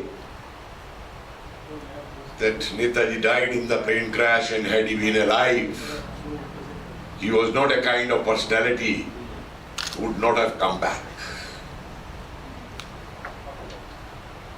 And I say this, that it is because of his personality that he didn't come back. Because he was for the independence of Akhand Bharat, not for partition of India. He compromised his dream. He was for throwing the British out of India. He was not for making a British the first Governor General of India. He was for the people of India. And he always stood for unity of India. And when Naroji's granddaughter Gandhi's PS is writing to Guy, I went over there. If Subhash comes with Russian support, neither Gandhi nor Nehru can stop him. There's a letter I discovered 2 weeks back only, written by the British intelligence chief to the Secretary of State in America. And mind you, the date is May 46, almost 9 months after the so-called plane crash theory, in which he says, and this is a British intelligence chief in India in Bombay, he's saying, if Bose comes back, he's so popular in the country, no one will be able to stop him. And now the question comes, when people ask this. I am a historian, I never make assumptions unless I have evidence to speak on. And now, after research, I have come to this conclusion. If he had come back, what would he have done? Fought his own people, Nehru and Gandhi. He was not for fighting the Indians. He got the bombing stopped of Calcutta and Bengal by the Japanese, that no Indian should be killed, which became a reason for the defeat of INA during that period. But he was so sensitive about it. How many in this country know? You see these little facts which were there, which were never brought to the people. That before the Arakan campaign started, Netaji entered into an agreement with the Japanese. The first agreement was, all areas that will be liberated from the British, only Indian flag will fly over there, no Japanese flag. The second arrangement was that these areas will be governed by the people of Azad Hind Dal, the parallel bureaucracy which Netaji had created against the ICS, not by Japanese governance. And the third was again very crucial. That's again I correlate with his not coming back. The third agreement was, if any soldier, Indian or Japanese, is found to have molested a woman, he will be shot at immediately.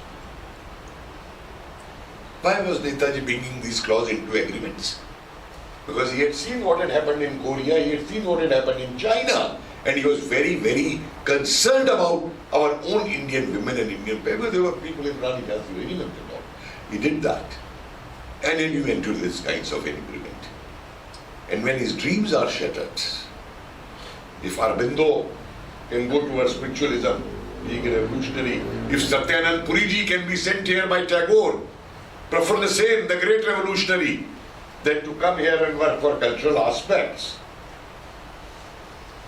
that was a kind of, and any psychologist will bear me out on that. When your dreams are shattered sometimes, you move more towards the spirituality rather than going into active politics and fighting your own people. Now why were people bent upon to declare him dead? And even today there are people, and I'm so shocked now, that even from his own family, his two great-grandnephews now are shouting, they have made a U-turn. And this so-called marriage theory which is there, I'm very happy at one thing, that the people in Thailand, after they heard the news on 21st of August, there were meetings and there were, condolences offered. But within 4 days, the situation had changed in Thailand. And no one in Thailand believed that the plane crash has taken place and he is no more with us. This is coming out from the records, sir. It is being in the archives and in all these places. Commissions after commissions you make. And the funniest thing of these commissions is, on the one hand you say there is no concrete evidence to prove the aircraft crash,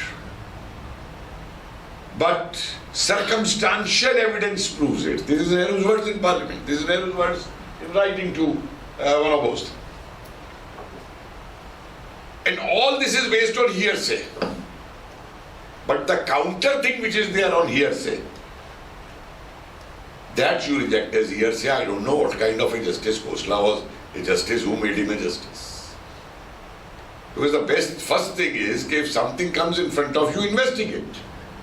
And the difference between, I now say, between a judge and a researcher is that we look and we research for evidence and we put two and two together, where a judge only sees what is coming before him and he uses his whims and fancies to give a decision.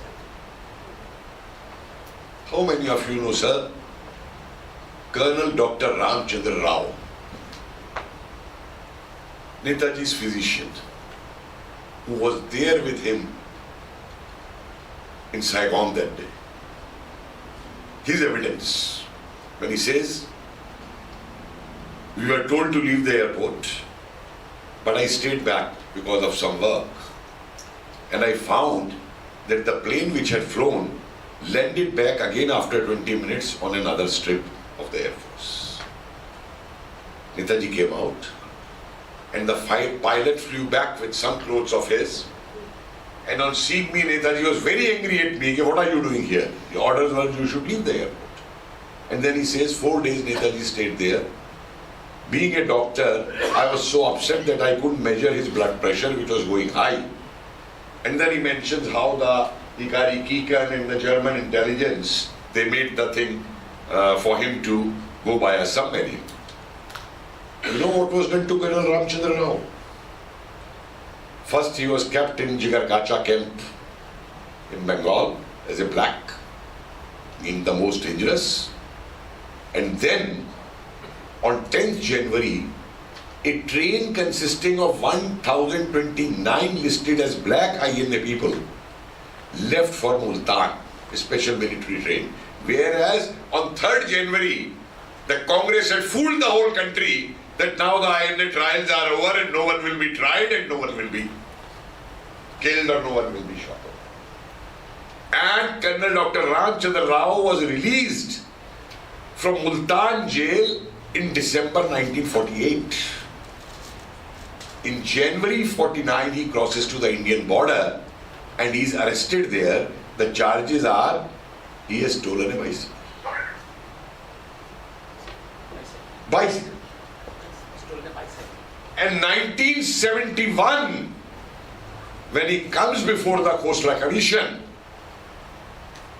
he is in chains, both in hands and legs. A German-educated doctor, Indian, a colonel in the IM, Netaji's personal physician. He has been kept in jails of Secunderabad and Bhubaneswar without any trial, without being produced before the magistrates. And when the commission asked him, Khosla Commission is cross-interrogation have where, how can you say that, what is the proof you have that he left by submarine? He says, my diaries, day-to-day diary is there. Where is your diary? It is with the highest authority. Can you name the highest authority? He says, this is my condition. Don't make my condition worse. Then as the lawyers have it, the lawyer asks him, did you give these papers to highest authority at Tinmurti Bhavan or in the South Block office? And he says, my answer remains the same. Then he asked, who took you to the highest authority? And he named Biju Patnaik and he named Sanjeeva Reddy. Don't forget, Biju Patnaik was the pilot who was bombing the INA and who was throwing the pamphlets to INA to surrender to the British. My book was being translated in Odia. I have mentioned this in my book. And the present Chief Minister of Odisha came to know of it and he put a lot of pressure to the person who was translating. Don't translate this book. As if he will be able to stop it. Someone else will do the job. And when Justice Khosla was asked, he should be released. He said, I can't help it. Now, can you imagine that a country keeping its freedom fighter in chains? Why? Then I have some very commonsensical question. I'll come to some other evidences because I'm speaking on this mystery. Tell me one thing. A person like Netaji, either you say he was a fool, that after the surrender of Japan, when the entire air space is controlled now by Americans, he will fly, and that too he will fly to Japan to go and say thanks to the Japanese emperor for support who has surrendered. And he will not be caught there. When the question is that he has to go underground and lead the movement again. Don't forget that Netaji's departure from Germany to Japan was cancelled 3 times. Once the movement is to go via train, Russia and all, not possible. twice from Italy to Japan by flight, cancelled, and submarine was found the safest thing to do. And that is what happened at that time. There's another evidence. Inspector Sanyal from Calcutta. He was the guard of Japanese prisoners of war in Singapore. And his statement was published in a Calcutta journal, newspaper. The 2 Japanese POWs had told him that all this plane crash theory is humbug. They were present there where Netaji left by submarine for Russia. This question is raised in the parliament by Samar Guha. The government accepts that yes, this story is true that he was a guard there. But we don't believe his evidence because why didn't he come and give this evidence to the Shah Nawaz Commission? What an argument! If some new evidence is coming, why didn't you give evidence earlier? So now you are cooking up this evidence. But next, you know what happened? Inspector Sanyal's head was cut and found in front of his house. And declared Naxalites have killed. Okay, one will accept a coincidence if this is the case. But why the forward bloc MP Chitta Basu, who went to Russia, and from Russia he gave a statement. I have found documents that Netaji was in Russia. I am coming to Calcutta and I will hold a press conference in Calcutta and I will give those documents. He comes by air to Delhi and from Delhi he starts in train for Calcutta. Never reaches Calcutta, next day his dead body is found on the rail tracks. No documents found. No answer. This is like Shastriji's murder. When his cook is also murdered, his doctor is also murdered, his doctor's family is also murdered after him. Air Marshal Subrata Mukherjee. So many things linked to it. Who accompanied the sword from Singapore to Calcutta. Then Dada here says, Dada made a fool of that Japanese doctor, cross-examining in the commissions, who had given that certificate. Ichimuru Okura, and then the same one gives the name Subhash Chandra Bose later on. In 1989. At the request of some top Indian leaders. And the funniest question is, on the one hand it is a secrecy that Netaji is to be not declared and all that. Then how come these people know they are at the cremation ground and all that his boss, his whole thing is covered. And there are discrepancies. Taiwan government has very flatly given an official report that in the last 1 year there had been no plane crash over there. The American intelligence never believed it, the British intelligence never believed it. If you look at the C4 report of April 1946, top intelligence people of these 3 countries are sitting. And in that report they say that why is the Afghan ambassador saying that he was seen in Russia? Why is the Italian ambassador saying this? Why is this journalist saying this? Because they have no personal interest in this whole thing. And this matter has been looked at. I found some letters. Because our historians, you see, were bent upon these Sarkari and left historians. They were not prepared to look at the documentation. I am going through the interrogation reports, CSDIC reports, interrogations which are there. And I find a statement by a captain of INA in Germany, who's taken a prisoner there by the British. He's saying that we had received orders that we have to reassemble in Russia. And we were told to move towards Russia. And we started moving and many of us reached also Russia.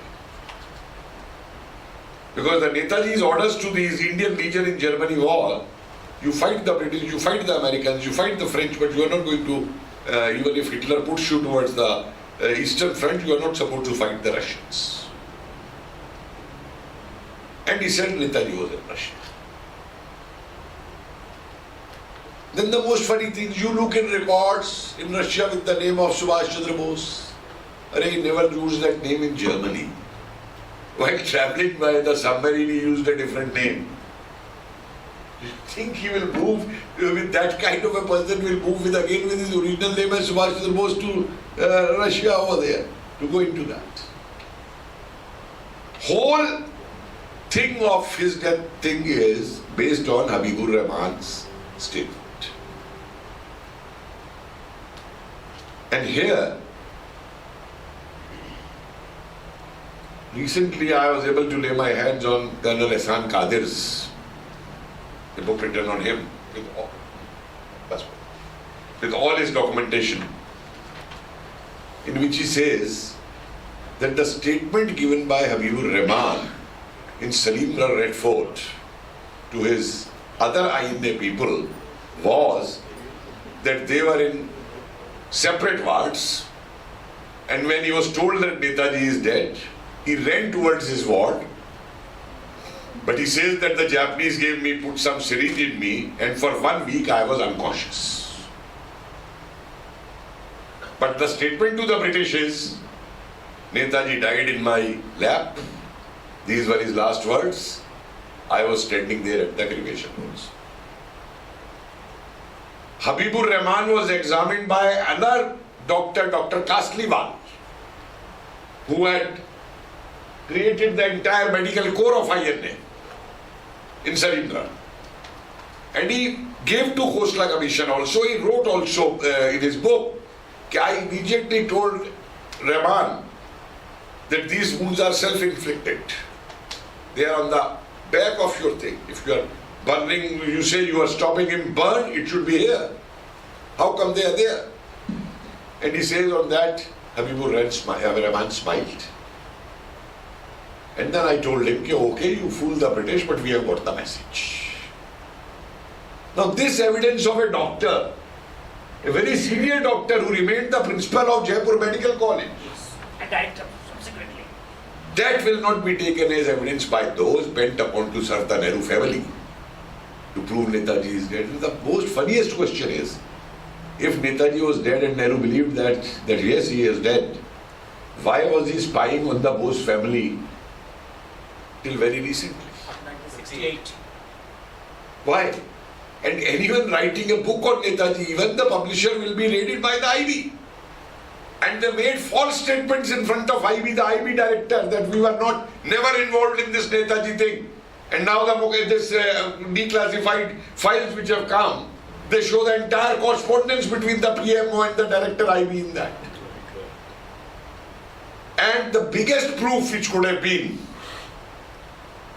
of this crash was the suitcase which came from Japan to Nehru, which said that these are the burnt remains of the aircraft. 1 month Nehru kept that at his residence in Dinmurti. And after that wrote on it, not to be displayed.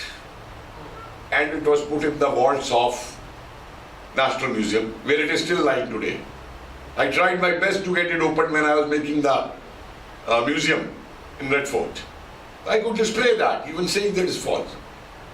And now these people talk of DNA, and I asked them a question. The question of DNA will come later on. First prove there was an air crash. First prove that this so-called jewelry which came, burnt, have a chemical examination done of that. Whether it was burnt by some acid or whether it is burnt by petrol. Shah Nawaz did one wonderful thing, I tell you in his report. In the 4th chapter, last chapter. No. I'm winding up this because this is a thing which can, so much evidences are there, one can go and speak and ask for that, and I don't want to take so much of time on that. But one thing I'll say on Shah Nawaz, he gave a report Netaji died in plane crash. The same Shah Nawaz, when in May 46, a meeting was held of INA veterans in Delhi, presided by Sardar Patel, and Shah Nawaz gave the welcoming address, and there 1 minute silence was kept for Netaji. And this silence was not kept for his soul. The words were, wherever he is, he should remain healthy. 46 May. And this Shah Nawaz did, I personally believe he appeased everyone and remained loyal to everyone. At that time, Netaji didn't want to come out, whatever the reasons may be. So he said Netaji died in the plane crash. Nehru wanted Netaji to be declared dead. So he declared him dead. Nehru was happy. But the third most crucial thing he did was that he gave a 5-page appendix to his report. And in that report, he had traced the movement of the INA treasure of 8 boxes of steel from Rangoon to Bangkok. And what happened in Bangkok? It was in Bangkok to there to other places. Saigon and other places. And how those 8 boxes ultimately become one small suitcase makes the thing very clear that how the INA treasure was looted. So he remained loyal to the INA also. And once you read that annexure, this whole story of the plane crash again falls into the ground in that. And now, last 2-3 lines I'll say. Why they want still to prove that he died is related to the loot of INA treasure. Loot of INA treasure. The last file I saw in Singapore, a friend of mine sent from the archives, 40 kg of gold. Each item listed. This earring, so many grams, this Mangal Sutra, so many grams. Oh, you all contributed. Your parents. In fact, yesterday I was asking Pandeyji's families, the women in his family, did you ever feel sorry that your great mother-in-law gave all her jewelry to Netaji? That jewelry didn't come to you. And the lady said, no, we are proud of that. Then it was. So each item listed 40 kg of jewelry. What Nehru says? When Nehru had gone to Singapore, 5 kg of gold was given to him by Sardarji, Harbanj Singh Ji, if I am not wrong with the name. That 5 kg gold, Nehru opened his personal bank account in Indian Overseas Bank and put in that account. And theoretically it was given that scholarships will be given to Malaya children and all. No one knows what happened to that 5 kg gold. And in this file where there is about 40 kg of gold, leave other things. The British, it comes under that Enemy Properties Act. So letter is written to Nehru. Nehru says, deposit in my personal account in Overseas Bank. Indian Overseas Bank. This is on files. The British refuse. Then Nehru says, okay, distribute it between India and Pakistan. So the British say, we will talk to the Pakistan Prime Minister. And Nehru says, you don't talk to him, I will talk to him. That is the last noting on the file. And what happened to that 40 kg gold? No one knows. I have been able to dug out the Azad Hind Bank last document signed by the director Dinanath. That how much things were property, dhan, etc. all was there with the bank money and all. That it was sealed by the British. What happened to that money? In Japan it is being looted. Our mission is writing to Nehru. These letters are shown now, declassified. If these people are looting this, it should be stopped. And on all files Nehru is writing, seen, seen, seen. You know what seen means in official parliament. Seen and you file it out. So this loot is also closely related. Like mafia, I say, today there is a mafia among the Indian politicians, bureaucrats, who don't want anything on Netaji either to come out or even, and I must appreciate our Prime Minister who has taken this lead. When he came to unfurl the flag on 21st October 2018 in Redford, he had done a tweet. I am going to do this job, but people will tear me apart. लोग मेरे कपड़े फाड़ देंगे. ये उनके शब्द थे prime minister. लेकिन हम लोग लड़ रहे हैं, लड़ेंगे और लड़ेंगे. नेताजी का स्टैच्यू आया है. किस तरीके से आया है, कितनी लंबी लड़ाई हुई है. In fact, that day I tweeted that today Mountbatten and Nehru both must be shivering upstairs when they see the statue here. And the moment I tweeted hour after that, that news came that the Queen is no more. Thank you.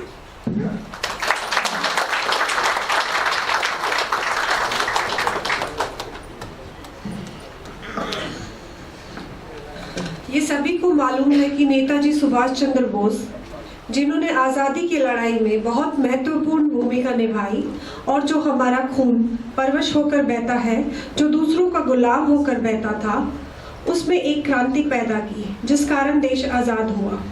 इसी तरह नेताजी की स्मृतियों को याद करते हुए हम कार्यक्रम को आगे बढ़ाते हैं और अब मैं मंच पर आमंत्रित करती हूँ रचितापुरी से आए कपिल राय जी से कि वे मंच पे आए और राष्ट्रभक्ति का गीत प्रस्तुत करें।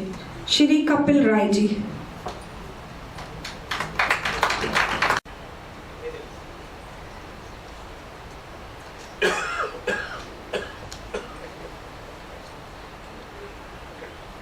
जय हिंद। जैसा कि आप सभी जानते हैं कि आज़ादी का अमृत महोत्सव और नेताजी जयंती का अमृत महोत्सव का यह स्वर्णिम कार्यकाल चल रहा है और हम सभी सौभाग्यशाली हैं कि इस आयोजन मंडली के द्वारा हम सभी को इस स्वर्णिम कार्यकाल में इतने बड़े उत्सव में हमको सहभाग लेने का अवसर मिला। इसके लिए इस आयोजक मंडली को हम सही धन्यवाद देते हैं। आइए एक राष्ट्रभक्ति गीत, यह गीत जो है किसी भी देश के लिए समभाव समरसता पैदा करने के लिए और राष्ट्रभक्ति के लिए पर्याप्त है। एक एक शब्द पर आप सभी लोग अपेक्षा है कि ध्यान देंगे। एकता स्वतंत्रता समानता रहे, देश में चरित्र की महानता रहे, महानता रहे। एकता स्वतंत्रता समानता रहे, देश में चरित्र की महानता रहे, महानता रहे। कंठ है करोड़ों गीत एक राष्ट्र का, रंग है अनेक चित्र एक राष्ट्र का। कंठ है करोड़ों गीत एक राष्ट्र का, रंग है अनेक चित्र एक राष्ट्र का। रूप है अनेक भाव एक राष्ट्र का, शब्द है अनेक अर्थ एक राष्ट्र का। रूप है अनेक भाव एक राष्ट्र का, शब्द है अनेक अर्थ एक राष्ट्र का। चेतना समग्रता समानता रहे, चेतना समग्रता समानता रहे। देश में चरित्र की महानता रहे, महानता रहे। विकास में विवेक स्वप्न एक राष्ट्र का, योजना अनेक ध्यान एक राष्ट्र का। विकास में विवेक स्वप्न एक राष्ट्र का, योजना अनेक ध्यान एक राष्ट्र का। कर्म है अनेक लक्ष्य एक राष्ट्र का, पंथ है अनेक धर्म एक राष्ट्र का। कर्म है अनेक लक्ष्य एक राष्ट्र का, पंथ है अनेक धर्म एक राष्ट्र का। सादगी सहिष्णुता समानता रहे, सादगी सहिष्णुता समानता रहे। देश में चरित्र की महानता रहे, महानता रहे। जाति है अनेक रक्त एक राष्ट्र का, पंक्ति है अनेक लेख एक राष्ट्र का। जाति है अनेक रक्त एक राष्ट्र का, पंक्ति है अनेक लेख एक राष्ट्र का। गांव है अनेक अंग एक राष्ट्र का, किरण है अनेक सूर्य एक राष्ट्र का। गांव है अनेक अंग एक राष्ट्र का, किरण है अनेक सूर्य एक राष्ट्र का। जागरण मनुष्यता समानता रहे, जागरण मनुष्यता समानता रहे, देश में चरित्र की महानता रहे, महानता रहे, एकता स्वतंत्रता समानता रहे, देश में चरित्र की महानता रहे, महानता रहे। जय हिंद।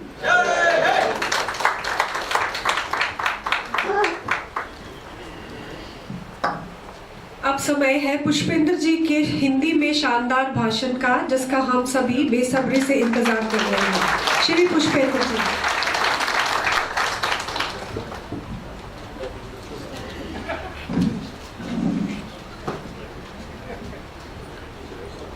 बहुत सोच समझ के साजिश की गई है।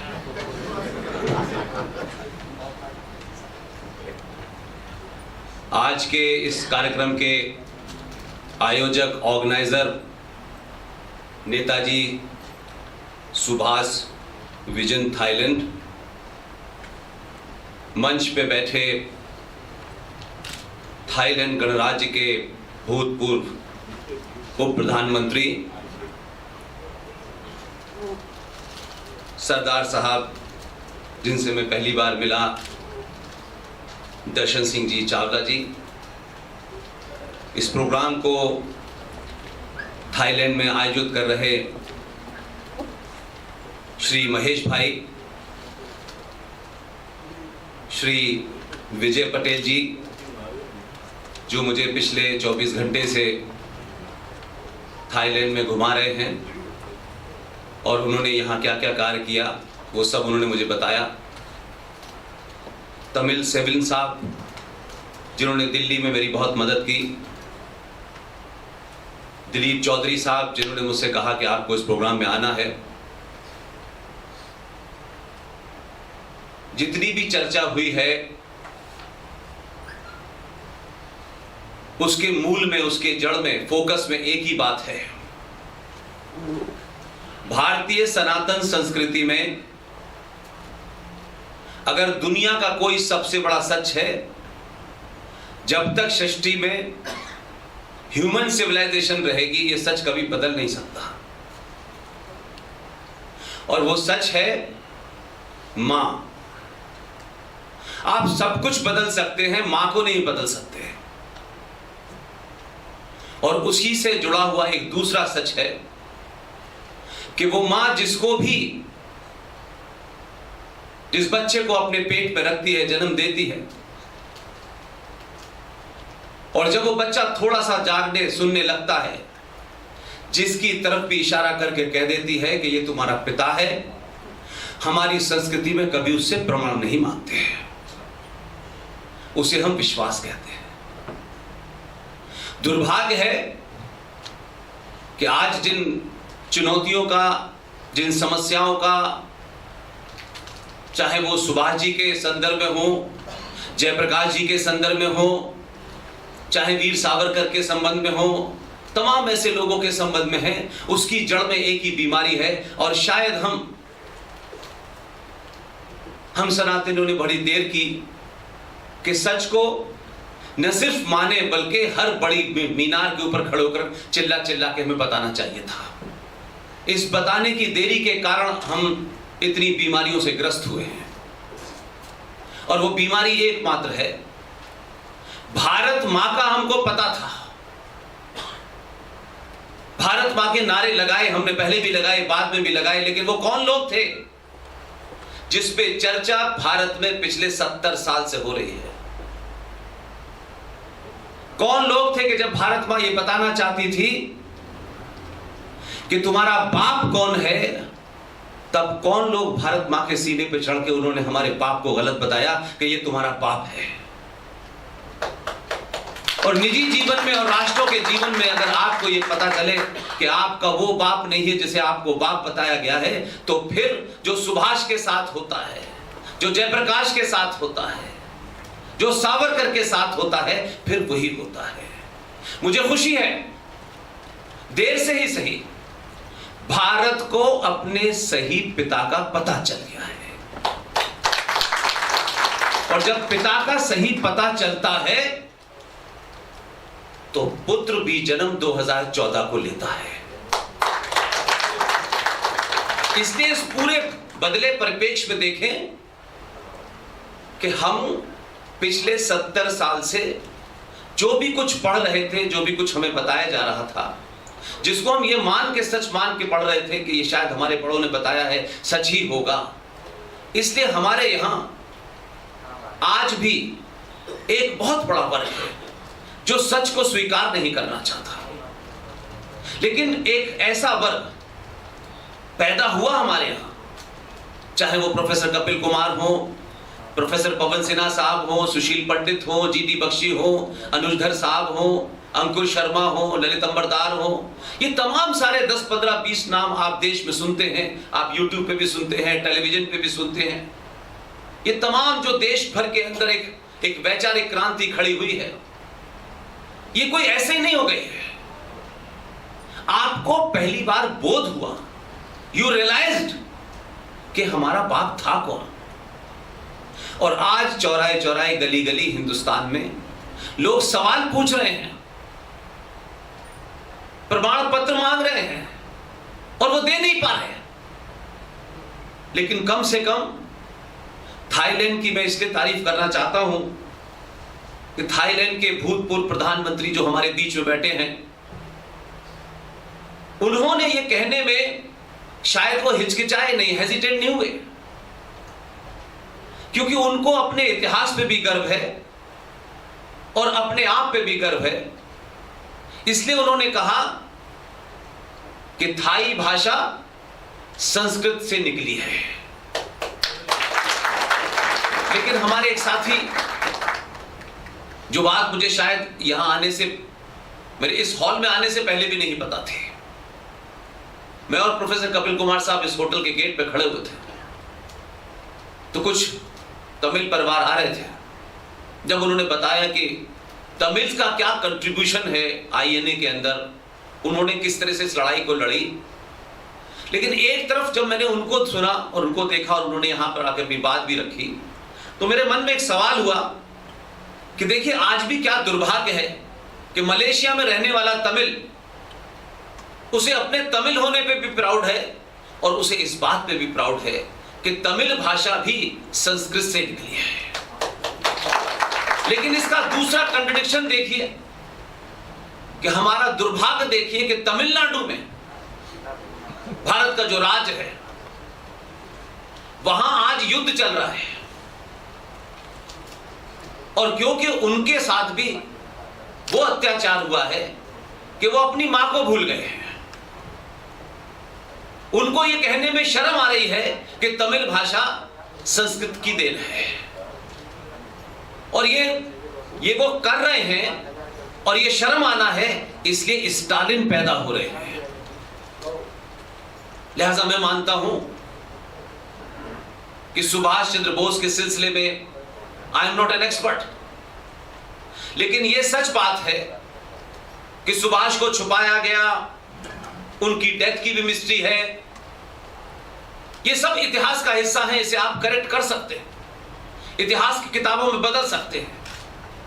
लेकिन मैं मानता हूं, मेरा विश्वास है कि अगर आप अपने रहते हुए कुछ काम ऐसे कर जाएं कि आपकी लिखी हुई इतिहास की किताबों को कोई दबा दे, छुपा दे, जला दे, उनको मिटा भी दे, लेकिन कुछ काम ऐसे होते हैं जो इतने बड़े होते हैं और आने वाली हजारों साल जो आपकी जनरेशन होती है, उसको इतिहास की किताबों की जरूरत ही नहीं पड़ती। इसलिए एक बड़ा काम हुआ जिसकी तरफ इशारा प्रोफेसर कपिल कुमार ने करा। कपिल कुमार साहब ने न सिर्फ पेंसिल का इस्तेमाल किया, कपिल कुमार साहब तो उन लोगों में से हैं जो टेलीविजन में तलवार का भी इस्तेमाल कर लेते हैं, ये वहां भी नहीं छोड़ते हैं किसी। लिहाजा इस मुहिम का एक बड़ा हिस्सा यह हुआ कि हम लाख गाली दे लें पुरानों ने क्या किया, लेकिन हम उस दौर के लोग हैं कि समय ने और इतिहास ने हमें एक अपॉर्चुनिटी दी है। हम भी उस बने बनाए नैरेटिव में रह करके कुछ सत्ता से, कुछ व्यवस्था से, कुछ फायदे का सौदा कर लेते, और निजी जीवन को अच्छा बना करके आगे चले जा सकते थे। लेकिन हम लोग उस दौर में पैदा हुए जब हमने भारत को झूठे पिता से असली पिता तक देखा, और हमें जब मौका मिला तो हमने पिछले 10 या 15 साल से जो लड़ाई लड़ी उसमें कभी ये मांग नहीं की कि हमारे किसी आदमी को राज्यसभा में भेज दिया जाए, गवर्नर बना दिया जाए, मंत्री बना दिया जाए। हमने कभी मांग नहीं की। हमने जो मांग की कि नेताजी सुभाष चंद्र बोस के सिलसिले में जो क्लासिफाइड कागज हैं उन्हें आप डीक्लासिफाई कर दीजिए।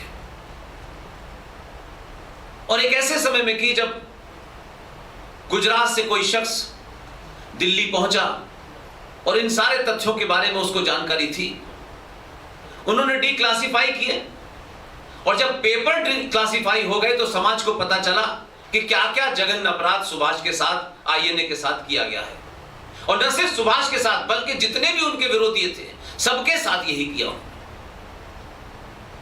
फिर सवाल उठा कि जिसे हम बार बार कहते हैं पब्लिक प्रेशर। जब समाज के लोग जागृत होते हैं तो सत्ताएं घुटने टेक करके आपकी बात मानती हैं। इतने सालों से आप ब्राह्मण थे, ठाकुर थे, बनिया थे, यादव थे, ये थे, वो थे, सब कुछ थे, लेकिन सनातनी हिंदू नहीं थे। जब आपको यह एहसास हुआ कि भारत भूमि कभी जाति प्रधान नहीं रही है, भारत भूमि सदैव सदैव से अनंत काल से कर्म प्रधान रही है, और जब ये बोध हुआ तो 2014 पैदा हुआ, और 2014 पैदा हुआ तो समाज और दुनिया को पता चला तो 2019 पैदा हुआ, और 2019 पैदा हुआ तो सत्ता में बैठने वालों को इस बात का अंदाजा हो गया कि भारत के लोगों ने उन्हें सड़क बनाने के लिए नहीं चुना है। ये सड़कें बन रही थी, हजारों काम हो रहे थे, ये रूटीन मैटर है, दुनिया में सड़कें बनती हैं, टूटती हैं, बिगड़ती हैं, फिर बन जाती है। उनको भी पता था कि इन लोगों ने हमें 283 सीटों से 303 सीटें किसी सड़क वड़क बनाने के लिए नहीं दी हैं, राष्ट्र बनाने के लिए दी हैं। और ये आपका दबाव है, भारत के 95 करोड़ सनातनियों का दबाव है कि सत्ता में बैठने वाले लोगों को यह अंदाजा है कि जो जो कुछ हुआ है, जो जो जघन्य अपराध हुए हैं, जो जो क्राइम हुए हैं, जो जो अत्याचार हुए हैं, उनको रेक्टिफाई करने से ही सनातन खुश होगा। इसलिए डीक्लासिफिकेशन के बाद एक मुहिम चलाई जिसमें तमाम हमारी टीम के लोग साथी थे, और उस टीम की अगर आप भारत की राजनीति में कोई हैसियत देखें तो हमारी जरा सी भी हैसियत नहीं है।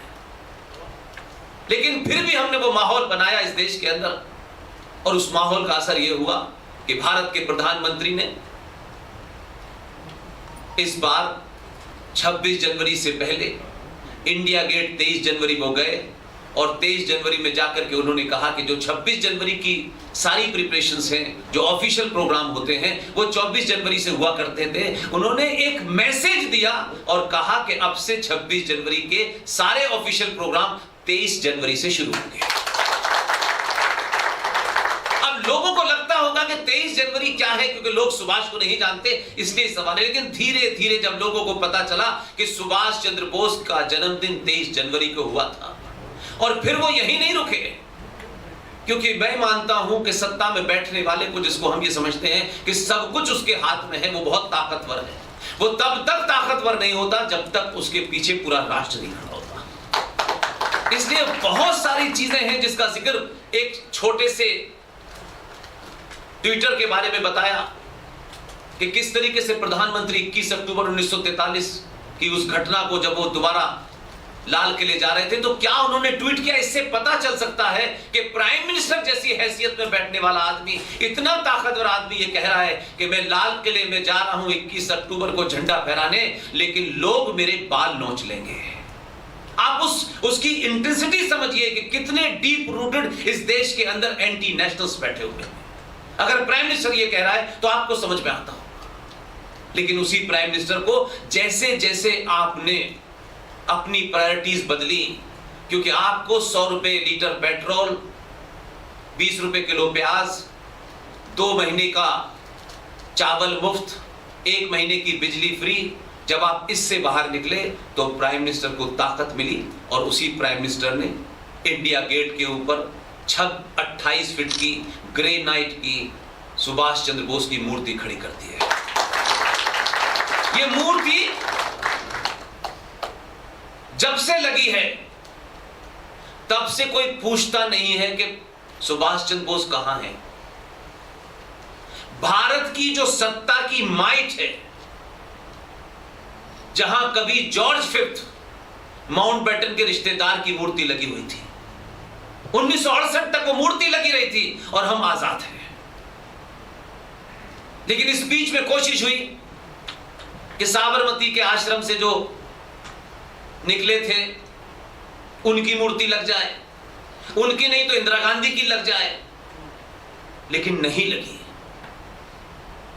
लेकिन आज सत्ता के उस सबसे बड़े केंद्र में सुभाष चंद्र बोस की मूर्ति है और वो मूर्ति आने वाले हजारों साल तक इस देश में पाखंडी, झूठे, मक्कार, इतिहासकार, अध्यापक, राजनीतिक लोग सबको एक्सपोज करती रहेगी।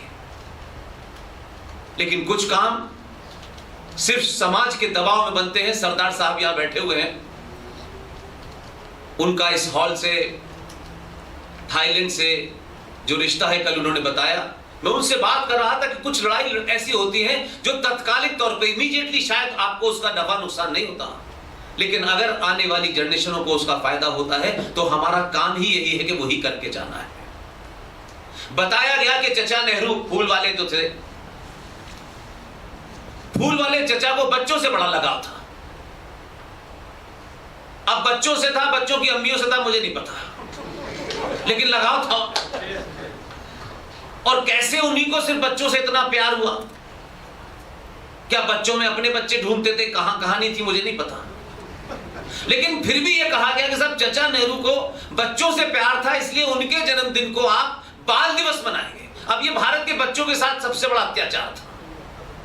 वो भी ये पूछते थे कि भाई ये जो आपने कहा है कि बाल दिवस को हम चचा नेहरू के जन्मदिन को मनाएंगे, तो वो भी जानना चाहते थे कि चचा ने आखिर ऐसे क्या प्रचंड काम किए। क्या वो माउंट एवरेस्ट पे चढ़ गए थे या समुद्र में कूद गए थे? क्या किया था उन्होंने? तो उनकी क्वालिटीज तो ऐसी हैं जो अब धीरे धीरे बाहर आ रही है। क्या क्या किया, कहां कहां गए, कहां कहां रहे, वो महत्वपूर्ण नहीं है।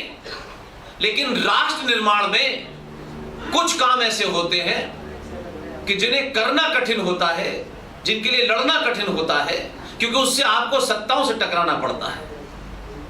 इसी तरीके से 14 नवंबर जो भारत के बच्चों के ऊपर एक अत्याचार था कि जबरदस्ती वो चचा के बारे में पढ़े, जबरदस्ती उन्हें जाने, और कुछ लोगों ने शायद ये इसलिए भी किया होगा कि जब लोग इररिलेवेंट हो जाते हैं तो इसी किस्म के नामों से उनको जाना जाता है।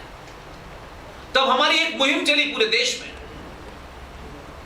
कि भारत के सोए हुए पुरुषार्थ को कैसे जिंदा किया जाए, आज के बच्चों को कैसे बताया जाए कि तुम्हारे पूर्वज कौन थे, तुम हो किसकी संतानें। तब हमने ये मुहिम चलाई कि भारत में बाल दिवस 14 नवंबर को नहीं मनाया जाए, अगर मनाना है तो 26 दिसंबर को मनाया जाए। अब उसमें सवाल हुआ कि 26 दिसंबर को क्यों मनाया जाए, कैसे, क्योंकि वो बातें शायद हमारे यहां नहीं बताई गई। 26 दिसंबर इसलिए मनाया जाए, गुरु गोविंद सिंह के 4 पुत्र थे, 2 चमकौर के युद्ध में मुगलों द्वारा धोखे से मार दिए गए। 2 पुत्र साहबजादा फतेह सिंह और साहबजादा जोरावर सिंह, एक की उम्र 9 साल और दूसरे की 6 साल। एक इस्लामिक जिहादी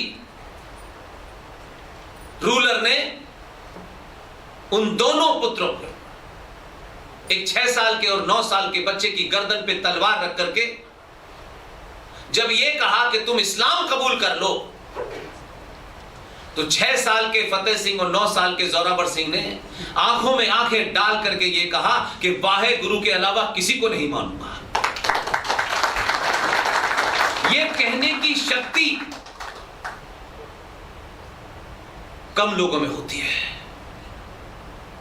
उसके बाद उन दोनों बच्चों को दीवार में चिनवा दिया गया,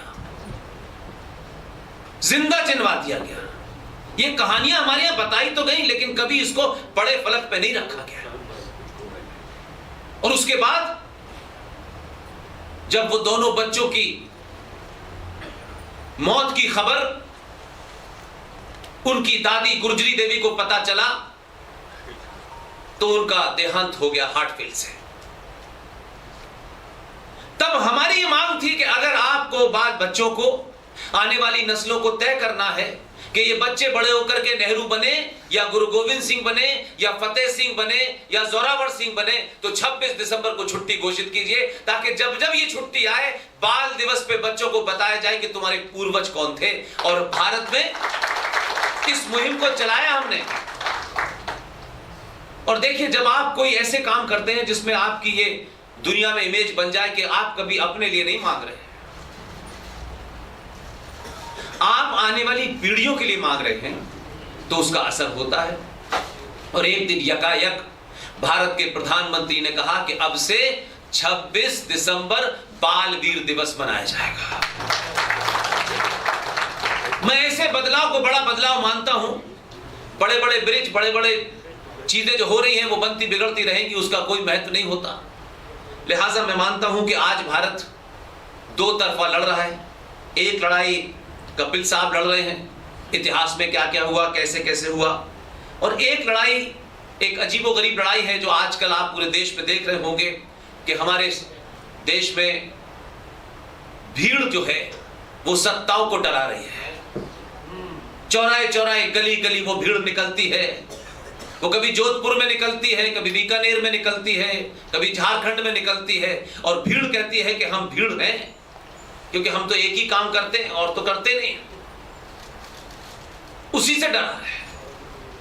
और हमारी मुश्किल यह है कि हम एक तरफ सुभाष चंद्र बोस की लेगेसी को जिंदा करने में लगे हैं, और दूसरी तरफ 1400 साल पहले से जो ये आज भी मानते हैं, साइंस पे दुनिया पहुंच गई, चांद पे सब जगह हो गया, लेकिन वो आज भी मानते हैं कि जमीन चपटी है। अब उन्हें हम किताब एनसीईआरटी की पढ़ा करके नहीं कह सकते कि भाई जमीन चपटी नहीं, गोल है। हमारा इनकाउंटर उनसे भी हो रहा है। इसलिए आज हमारी समस्या यह है कि हमें उनसे लड़ना पड़ रहा है कि जो 1400 साल में अपने साइज का पजामा नहीं बना पाए, वो कहते हैं हमने ताजमहल बनाया है। और ये युद्ध चलेगा, लंबा चलेगा। इसमें आप सबकी आपकी भागीदारी है। आप दुनिया के किसी कोने में रहें, आप भारत राष्ट्र के नुमाइंदे हैं। इसलिए मैं आप सबसे एक ही विनम्र निवेदन करूंगा कि इस युद्ध में जो लोग अपनी भूमिका तय करके लड़ रहे हैं, अगर आप उन्हें जानते हैं, आप जहां भी हैं, जिस भी स्थिति में हैं, जो भी आपके पास है, आपको लगता है कि आपके पास कुछ चीज ज्यादा है, तो आप उन लोगों को दे दें जो इस युद्ध में लड़ रहे हैं। मैं आपसे सिर्फ ये कहने आया हूं। मुझे बड़ी खुशी है कि तमाम जो इस प्रोग्राम के ऑर्गेनाइजर हैं, मैं किसी को नहीं जानता था, लेकिन उसके बावजूद भी इन्होंने मुझे बुला करके ये रिस्क लिया, ये बड़ी बात है। बहुत बहुत धन्यवाद। Thank you very much.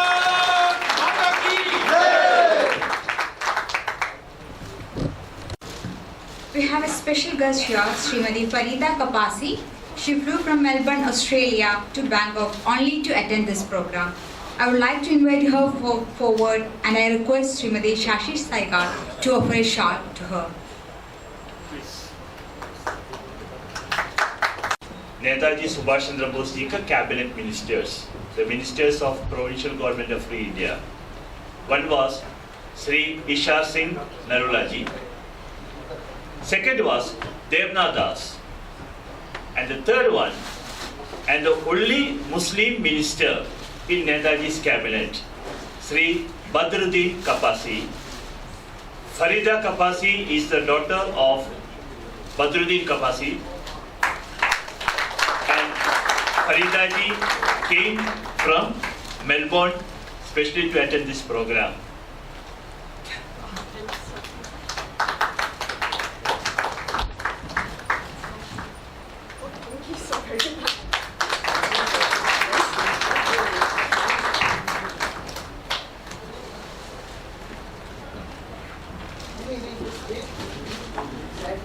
It's a time to honor the INA family members.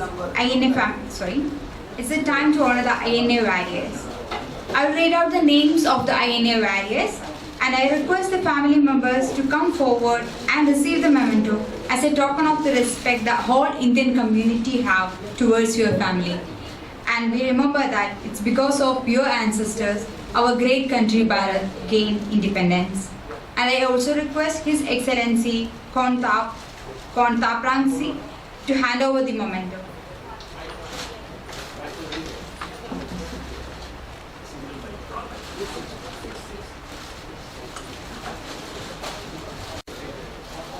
M.S. Ram Singh. M.S. Ram Singh, if his family member present here, then please come forward.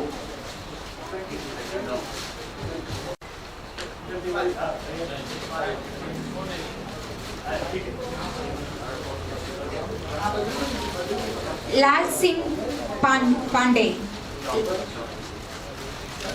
Kishore Singh.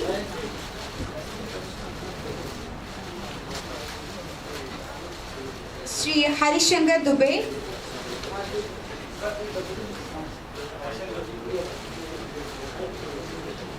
Sri Harishankar Dubey.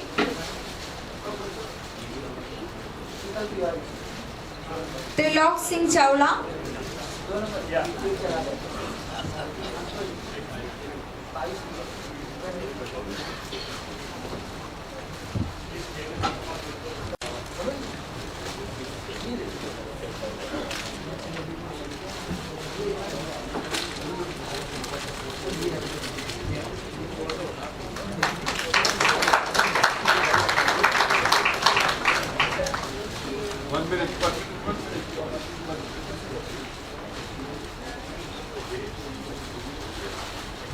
Singh ji, Shri Ramlal Sachdev ji,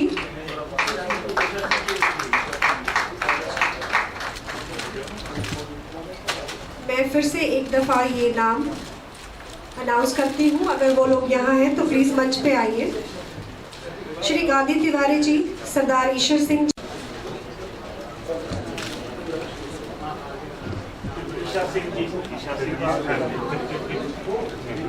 captain Ganga Prasad ji,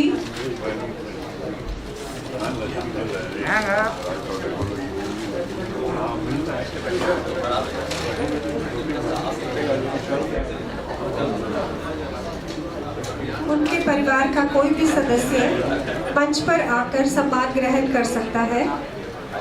अगला नाम श्री शीतल तिवारी जी।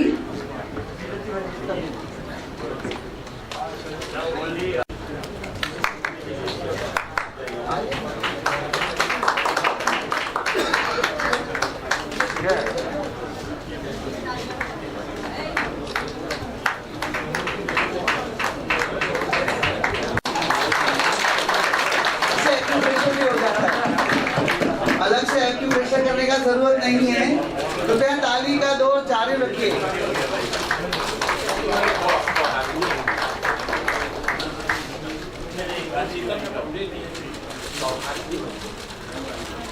सभी को कृपया अपने स्थान पर बैठिए। सभी को अवसर मिलेगा अपने महानुभावों के साथ फोटो खिंचवाने का। कृपया अनुशासन में अभी तक सहयोग किया है और आगे सहयोग करिए। जय हिंद।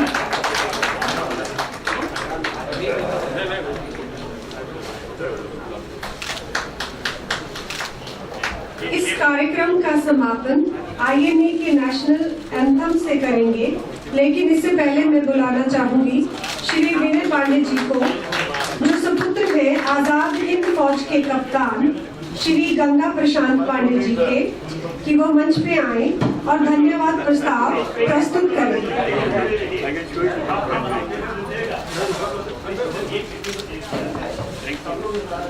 श्री विनय Pandey ji.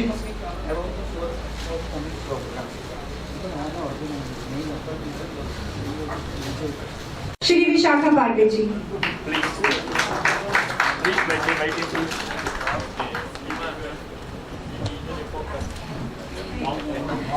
Jai Hind, greetings to distinguished Honorable Chief Guest, former Deputy Prime Minister Prime Minister His Excellency Pawan Pranav, and all audience present today on this auspicious event. It is my great honor his journey in the great Indian independence movement, along with thousands of other unsung heroes who were connected with him. The great contribution with the help of the Thai government further elevated Netaji's movement during the Second World War, which can never be forgotten. As India is currently celebrating its 75th Amrit Mahotsav of independence, it is unbelievable that the dream which Netaji once had is now being fulfilled. This can really be seen under the leadership of the Honorable Prime Minister Narendra Modi. The glowing statue of Netaji situated on the path of duty is a standing proof of this. Lastly, while concluding my speech today on behalf of the Azad Hind Fauj family, I once again would like to express my heartfelt gratitude to everybody present here today and to all the key speakers we have on stage today. Lastly, before I leave, I would also like to thank Mr. Mahesh for organizing such a mega event. And if possible, please, Professor Kapil, do give him a shawl of honor. Thank you. Jai Hind.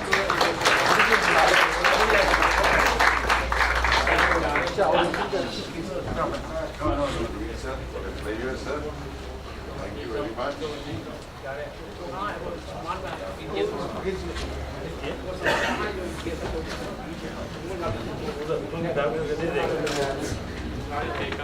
हमारे photo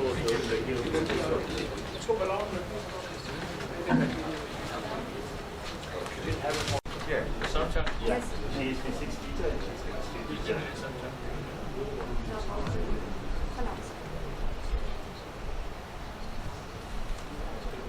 One, two, three. No, 1, 2, 3. Okay.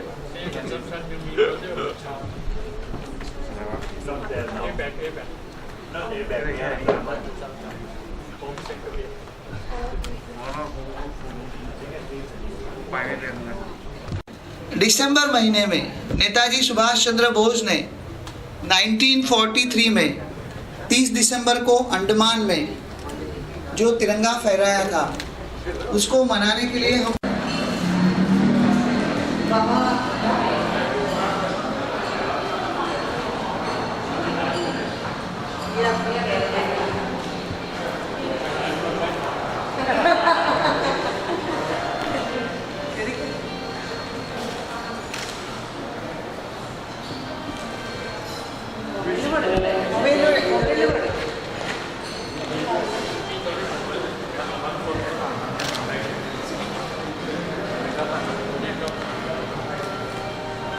चाहूंगी थोड़ा सा change है, तो हम इस कार्यक्रम का अंत करेंगे INA एंथम से। सो मैं अनुरोध करूंगी कि सब लोग खड़े हो जाएं। उसके बाद फोटोग्राफ्स लेंगे। उसके बाद एंथम के बाद फोटो सेशन होगा और क्रम थोड़ा सा परिवर्तन है। हम शुरुआत करेंगे जनरल ऑडियंस से, फिर ऑर्गेनाइजर, फिर यात्रीज एंड अंत में INA फैमिलीज।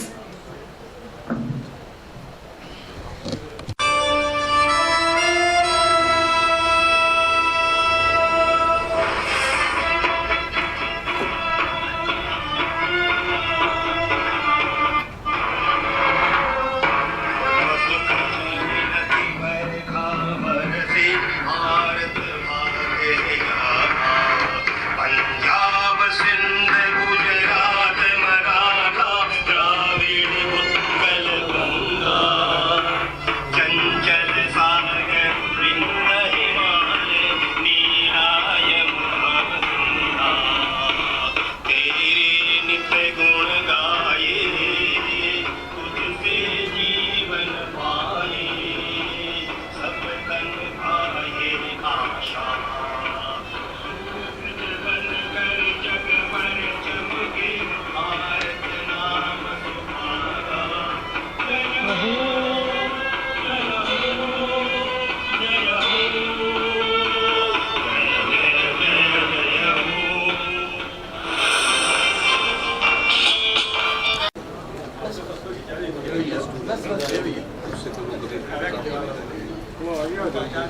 यात्री will be at last. General audience section 1.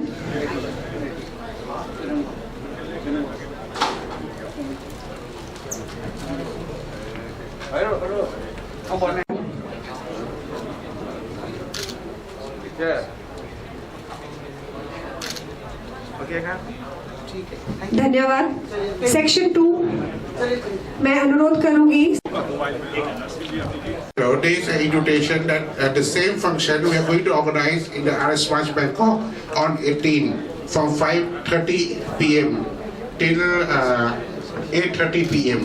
So I invite all on behalf of RS Watch Bangkok to come and attend the function. Thanks. ठीक है, हो गया। चलिए अभी अन्य लोगों को पूछिए। Hello. 1, 2, 3. One more. 1, 2, 3. Okay, ครับ चलिए आइए।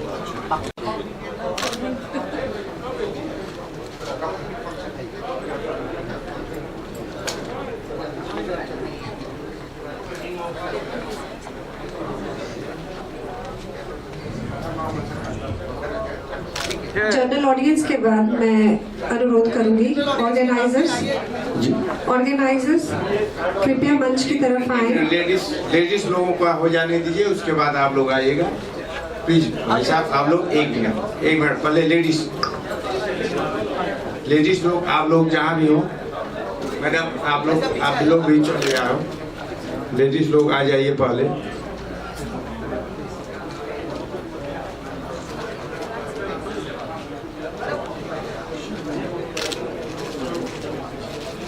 और जनरल आप लोग जो है क्या आ जाइए। जनरल ऑडियंस आप जो लोग पीछे हैं आ जाइए। आप लोग लाइन से थोड़ा करके 10 लोग 15 लोगों का ग्रुप रहेगा तो अच्छा रहेगा, फोटो अच्छा आएगा। आ जाइए आप आ जाओ, एकदम लाइन लगा के आगे पीछे नहीं, सीधा दिखाई दे। कपिल जी भाई थोड़ा रुकिए, दूसरे ग्रुप में हो जाएगा, कोई बात नहीं है, रुकिए।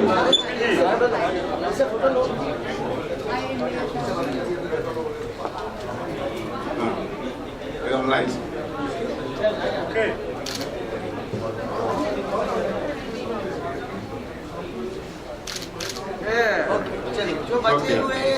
और जो लोग हैं वो लोग सभी लोग आ जाएं, आगे आ जाइए, आकर फोटो खिंचवा दीजिए।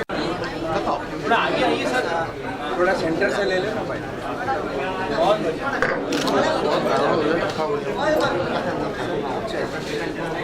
जनरल लोगों का अगर हो गया हो तो यात्री लोगों के लिए आगे आ जाइए। यात्री लोगों के लिए भाई साहब थोड़ा सा इंतजार। सिंह साहब आप आइए। सिंह साहब एक बार में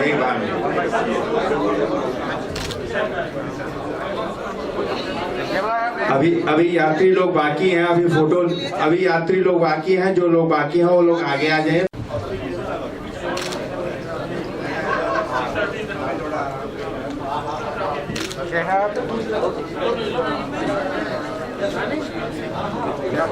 अभी सभी यात्री आइए। यात्री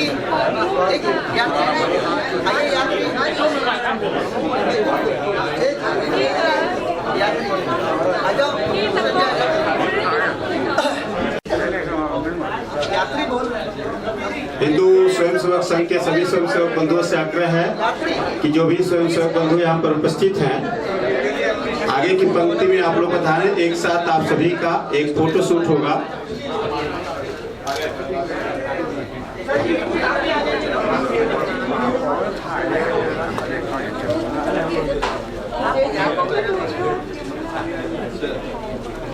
सभी स्वयंसेवक बंधु यहाँ पर उपस्थित हैं, आप सभी से आग्रह है कि कृपया आप सभी लोग एक साथ आ जाएं। संघ परिवार का एक साथ में फोटो शूट होगा।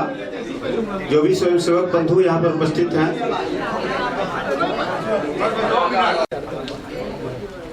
और आईएनए फैमिली के बाद बीजेपी थाईलैंड के लोग यहाँ पर हैं, सभी लोग आकर जो है फोटो खिंचवा लें। बीजेपी के साथ फोटो खिंचवाना है भाई।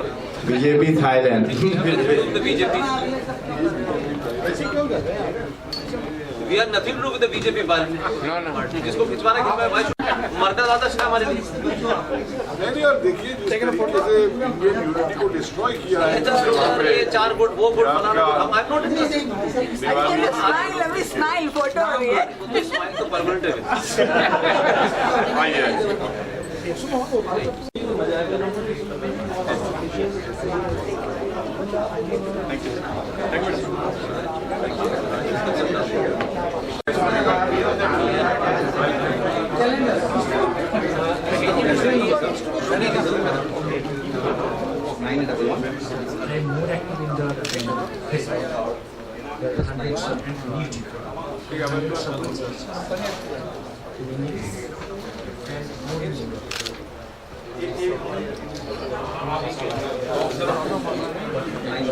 Only organized.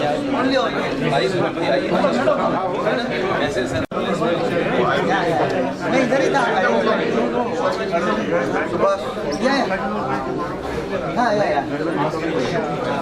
organized.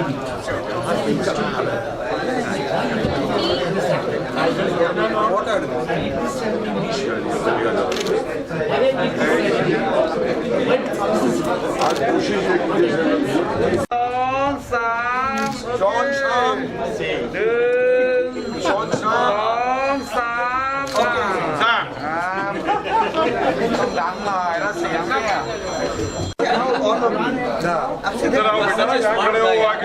तुम्हारी वजह से हमारी तस्वीर इसे तो हटा दो तो पता चले कौन है इसमें। ना किया गया बेटा। What is your name?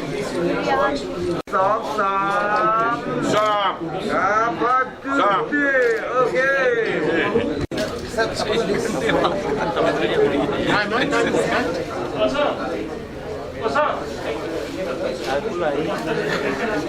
Okay,ครับ One, two, three. One more. 1, 2, 3. Okay. Thank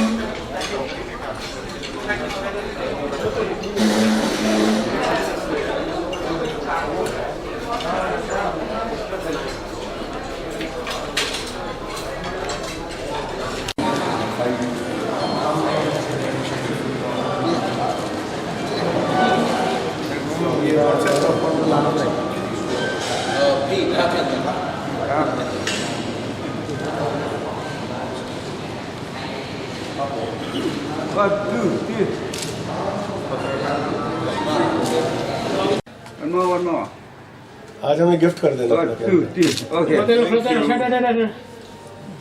We need this number 118. Yeah. Okay हाँ बहुत बढ़िया। प्लीज आइए। वो ने छोड़ दिया था। नेताजी का 1 2 3 okay one more 1 2 3 ให้เห็นนัมเบอร์นะ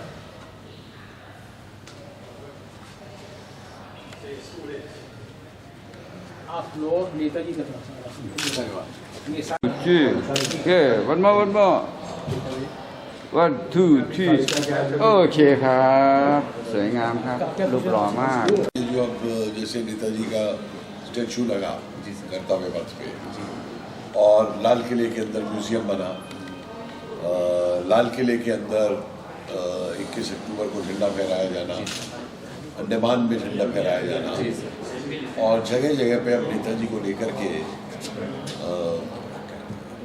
कई सेमिनार भी हो रहे हैं।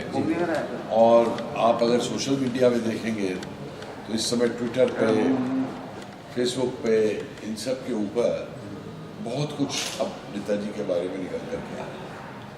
2014 के बाद ही 14 के बाद से प्रक्रिया ज़्यादा शुरू हुई है, लेकिन उससे पहले कुछ लोगों ने इसको जीवित रखा।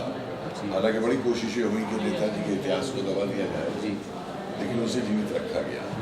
और आपने अगर मेरा शुरू की याद सुनी हो जो मैंने कहा कि थाईलैंड के लोगों ने, जो भारतीय मूल के लोगों ने और थाईलैंड की सरकार ने जो अपना सब कुछ दे दिया था आज़ाद सरकार के लिए, आज़ाद फौज के लिए, उसके लिए भारत सरकार को सरकारी तौर पर धन्यवाद देना चाहिए।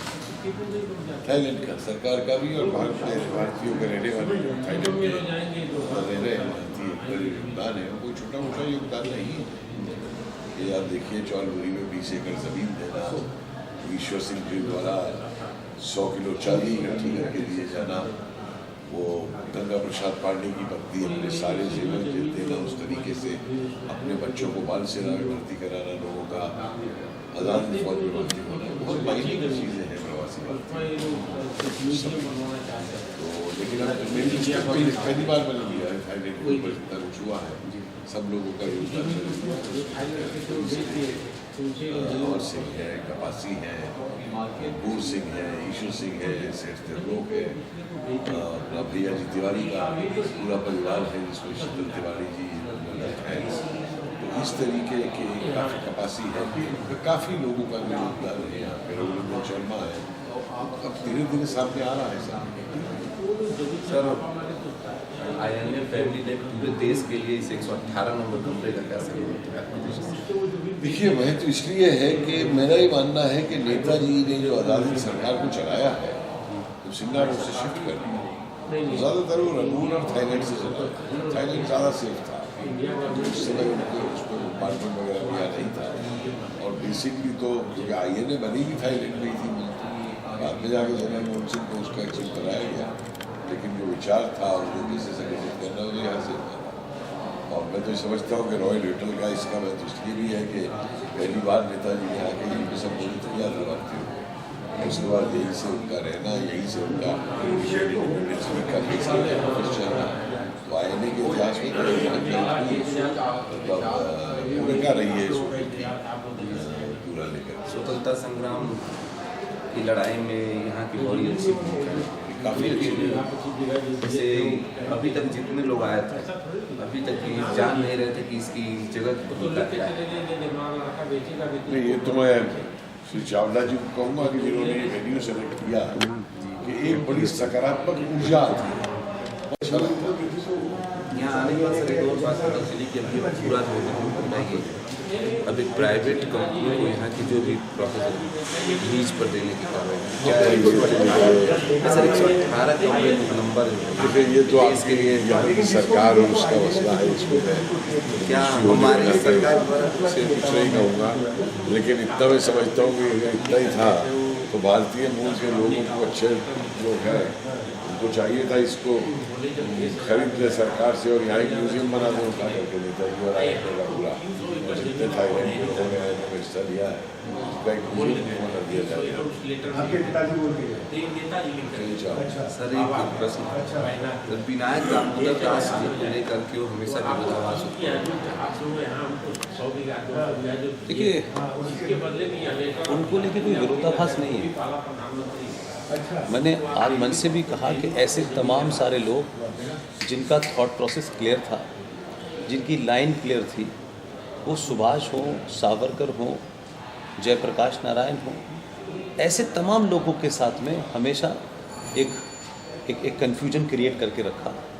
और सबसे बड़ी बात ये होती है कि जो बहादुर लोग होते हैं, जो रियल इंटेलेक्चुअल लोग होते हैं, वो अपने विरोधी का आर्गुमेंट पे तो विरोध करते हैं, लेकिन इस बात से विरोध नहीं करते कि वो उसके बड़े होने से उनका कद छोटा हो जाता है। तो हमारे यहाँ एक चापलूसी की मानसिकता आज़ादी के वास्ते चली। इसीलिए मैंने आज मन से कहा कि कोई ये बताए कि भारत राष्ट्र तो अनादिकाल से है, तो राष्ट्र का पिता कैसे हो गए गांधी जी? इसका मतलब है कि ये राष्ट्र पिता के चल रहा था, और उन्हें कौन से संविधान ने, कौन सी संसद ने किस जगह तय किया कि ये हमारे राष्ट्रपिता हैं? किसने तय किया? 50 चापलूसों ने मिलकर उनको राष्ट्रपिता कह दिया। और अगर उनके बारे में सुनना है तो इस देश में अपने समय का सबसे बहादुर और ईमानदार नेता डॉक्टर B.R. अम्बेडकर ने BBC के एक इंटरव्यू में कहा कि किसी झूठे या मक्कार आदमी को 1000 बार ईमानदार कहने से वो राष्ट्र महान नहीं बन सकता। और वो भारतीय स्वतंत्रता आंदोलन के एक एपिसोड है, लेकिन राष्ट्रपिता नहीं है। और राष्ट्रपिता तो सिर्फ वो इसलिए हो गए हैं कि कांग्रेस पार्टी ने उनके मरने और जीने के दिन जो है छुट्टी घोषित कर दी। तो अब B.R. अम्बेडकर का तो ऐसा मामला नहीं। तो सावरकर क्योंकि एक बहादुर आदमी थे, अपने बल पे खड़े हुए, पूरा चरित्र कांग्रेस का अंग्रेज़ों के बल पे।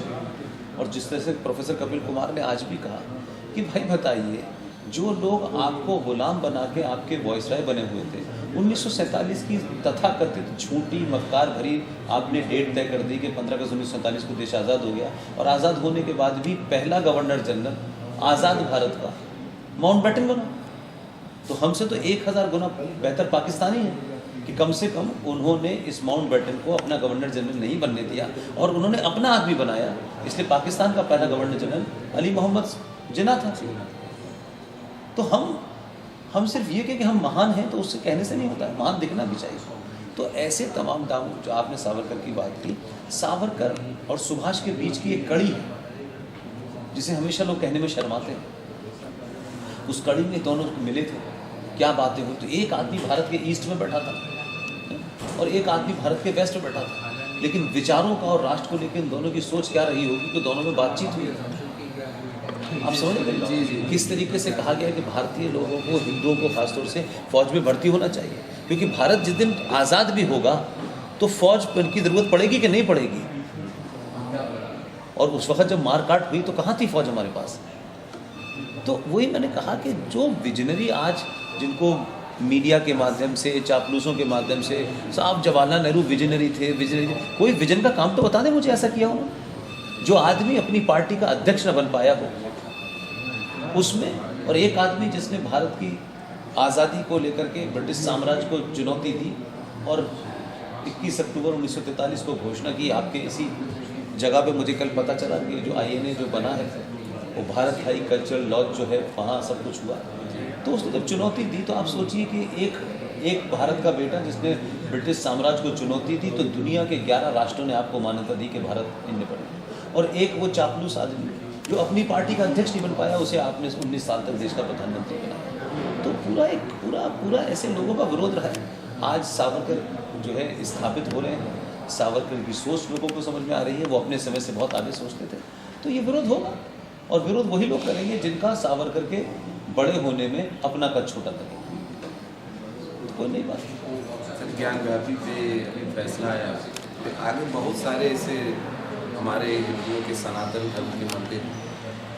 देखिए, 2 बातें समझें। भारत में करीब 40,000 मंदिरों का सौदा हिंदूवादी पार्टियों और हिंदुओं के ठेकेदारों ने कांग्रेस के साथ मिलकर किया। अब समय बदल गया तो वो बड़ी बड़ी बकवास करते घूम रहे हैं। जब ये कानून बन रहा था तब भारतीय जनता पार्टी पार्लियामेंट में थी और मुझे जहाँ तक ज्ञात है उस वक्त बीजेपी के दो बड़े नेताओं ने नरसिम्हा राव की ये बात मान ली कि हम अयोध्या को अलग कर देते हैं और बाकी 40,000 मंदिरों के ऊपर एक कानून बना देते हैं। हमने सहमति दी और फिर दिखावे के लिए पार्लियामेंट में खड़े होकर कहा कि हम इसका विरोध करते हैं, खत्म हो गया। लेकिन विरोध करते हैं तो फिर आपके मैनिफेस्टो में क्यों नहीं आया आज तक? ये पार्टी जिस दिन भी आएगी वो सारे मंदिरों को तो दिखावा था पब्लिक को, आपको हिंदुओं को बुर बनाना था, तो उन्होंने किया। लिहाजा जो बात आप कह रहे हैं, आज मंदिरों की जो बात कह रहे हैं, उसमें हमारे लोग मिले हुए हैं, इसलिए वो इशू उनके लिए इशू नहीं। अब इस देश में एक राष्ट्र चेतना जाग रही है। जो गरीब आदमी है, जो अमीर आदमी है, जो ट्रेन में चल रहा है, जो बस पे चल रहा है, वो समझ रहा है कि हमारे साथ धोखा हुआ है। तो इस देश में प्रोफेसर कपिल कुमार, प्रोफेसर पवन सिन्हा, कर्नल आर.एस. सिंह, सुशील पंडित, ललित अंबरदार, अंकुर शर्मा, अनुज धर, ये तमाम सारे लोग एक जागृति पैदा कर। तो बहुत सारे हिंदू के ठेकेदार जो थे, जिन्होंने ठेका ले रखा था, उनको बड़ी तकलीफ हो रही है। इसलिए वो गली गली कहते फिर रहे हैं कि भाई हमें हर मस्जिद में शिवलिंग क्यों ढूंढना है। और वही लोग चौराहे पे बनी 2 कौड़ी की मस्जिद के एक मौलवी के पास मिलकर के दंडवत पड़े हुए हैं कदमों में कि भाई हमें तो शांति बनाई रखनी है। आजकल दुकान चला रहे हैं मुसलमानों को दिल जीतने के लिए। तो हिंदुओं के ठेकेदारों ने हिंदुओं को धोखा दिया। तो लोगों को साफ हो जाना चाहिए कि हिंदुत्व का बात करना अलग बात है और हिंदुत्व के लिए लड़ना अलग बात है। और कुछ पार्टियों ने, कुछ लोगों ने समझ लिया कि वही हिंदुत्व है। ये तो अगर मोदी और शाह नहीं आते तो ये पार्टी के 80% लोग तो दलाल थे। किसने दलाली नहीं की है भाई? ये सब जो 1991 का कानून बना, 93 का माइनॉरिटी कमीशन बना, 95 का वक्फ बोर्ड बना, तो कौन चुप बैठे थे? ये तो आग लगा देते ना पूरे देश में। तो कौन सी आप हिंदुत्व की बात करें? तो सवाल ये है कि सावरकर का चित्र कब लगा, किस मजबूरी में लगा, कैसे लगा? लेकिन सावरकर को आज किसी ने रोका? आज कम से कम भारत का प्रधानमंत्री लाल किले से खड़े होकर के सुभाष चंद्र बोस का नाम लेता है, सावरकर का नाम लेता है। इससे पहले बताइए ना कि बीजेपी के किस लीडर ने सावरकर का नाम किसी संवैधानिक पद से लिया हो बैठे थे? रात में खाना अलग बात है और दिन में भाषण देना अलग बात है। सार्वजनिक जीवन में कुछ और अंदरूनी जीवन में कुछ, इसी पाखंड से होगा। तो हमको दुश्मनों ने थोड़ी कुछ किया है, हमको तो अपनों ने मूर्ख बनाया और आज भी वो बनाने की कोशिश कर रहे हैं। ये आज एकाएक लोगों को है कि जो लोग कहते थे हम रात पूरे देश को जगा रहे, तो भाई इतने सालों से आपने सुभाष के ऊपर ये मांग क्यों नहीं रखी कि इंडिया गेट पे होनी चाहिए? उनकी तरफ से तो मांग नहीं है। ये 10-15 लोगों ने मूवमेंट चलाया, जीडी बख्शी उसमें शामिल थे, तो आज लगी नहीं लगी। फिर तो आप तो खुद नहीं चाहते, क्योंकि हिंदू जितना समझदार होगा उतने ही हिंदू ठेकेदारों की दुकानें बंद होती। भावनाओं पे और झूठ पे दुकानें चलती है। बस मुसलमानों को आप लाख बुरा कह लीजिए, वो जो कहते हैं वो कर रहे हैं। नुपुर शर्मा पे हिंदू ठेकेदार चुप क्यों है? कमलेश तिवारी की हत्या पे हिंदू ठेकेदार चुप क्यों है? और अब ये कह रहे हैं सब चुप हो जाओ क्योंकि हमारा काम चलने दो। गवर्नर कौन बनेगा, वाइस चांसलर कौन बनेगा, सब यही काम करोगे ना। क्यों किसी ने ठेकेदारी ले ली हिंदुओं की? भाई हमने तो नहीं दी। हमारे बिहाफ पे तुम कैसे कह सकते हो? क्या कहते हैं हमें 3 मंदिर चाहिए। कौन है आप भाई? फिर कहते हो हम हिंदुओं के दिन नहीं लड़ रहे। भाई हमने बनाया नहीं आपको अपनी दुकान चलानी चलाइए। आप कहिए कि हमारा संगठन चाहता है सिर्फ 3 बने, एक्सपोज हो जाओगे पब्लिक। 3 मंदिर क्यों चाहिए हमको? बस 3 ही चाहिए। एक आदमी है, वो कभी आरएसएस को कभी फासिस्ट ऑर्गेनाइजेशन बताता था, कल तक घूम रहा था कुछ और बना हुआ। आज मोदी ने उसको मंत्री नहीं बनाया तो वो मोदी के खिलाफ बोलना शुरू कर दिया। अब वो कोर्ट में जाके कहता है कि सिर्फ हमें 3 मंदिर चाहिए। भाई तुमको ठेकेदार किसने बनाया हमारा कि तुम 3 मंदिर मांगो? हमारे 40,000 लिए हैं, हम 40,000 की लड़ाई लड़ेंगे। हमें ना तुम्हारे ठेकेदारी की जरूरत है, ना ठेकेदारों की जरूरत है, और ना सरकार की जरूरत है। हम लड़ रहे हैं ना। जैसे गांधी ने डायर को माफ कर दिया था, तुम कौन हो तो माफ करने वाले? ऐसा लग रहा है जैसे प्राइवेट प्रॉपर्टी का हमने माफ कर दिया, हमने आज को मान लिया। यार राष्ट्र तो 70 करोड़ लोगों से 80 करोड़ लोगों से बनेगा ना। किसी एक आदमी का कोई भारत के बिहार पे कैसे बात कर सकता है? या तो उसको मैंडेट हो। गांधी के पास क्या मैंडेट था जो गांधी ने इतनी बकवास की? कहते कोई मैंडेट था उनके पास? भाई प्रधानमंत्री चुना जाता है तो चलो माना जाता है, उसका कुछ तो मैंडेट है।